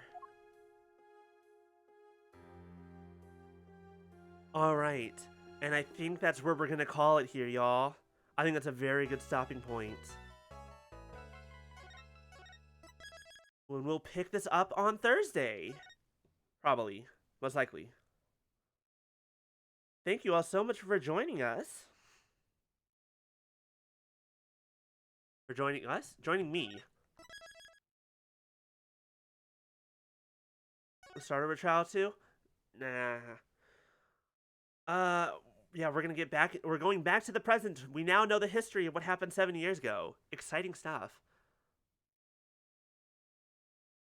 Yeah, thank you all for joining us. Thanks for hanging out. All right, here. Yes, we should probably be back on Thursday for more of this, actually. We just didn't do it. We just didn't do what we were normally doing today for reasons. It's fine. Don't worry about it. Is there anything else that I'm forgetting? No, I'm not forgetting anything. We're good. Let's go raid. Let's raid Nox. Nox is playing Content Warning. So thank you all so much for joining me. Enjoy the rest of your day or night or whatever time it is for you. I don't know. I don't know what time zone you live in. Maybe. Unless I do. Enjoy your week. I hope you all have a fantastic time. Go get some food. Get up, do some stretch sheets and all that good stuff. Good time zone to you. And, oh, right, raid.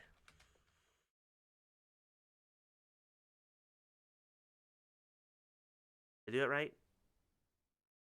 Or did I mess up?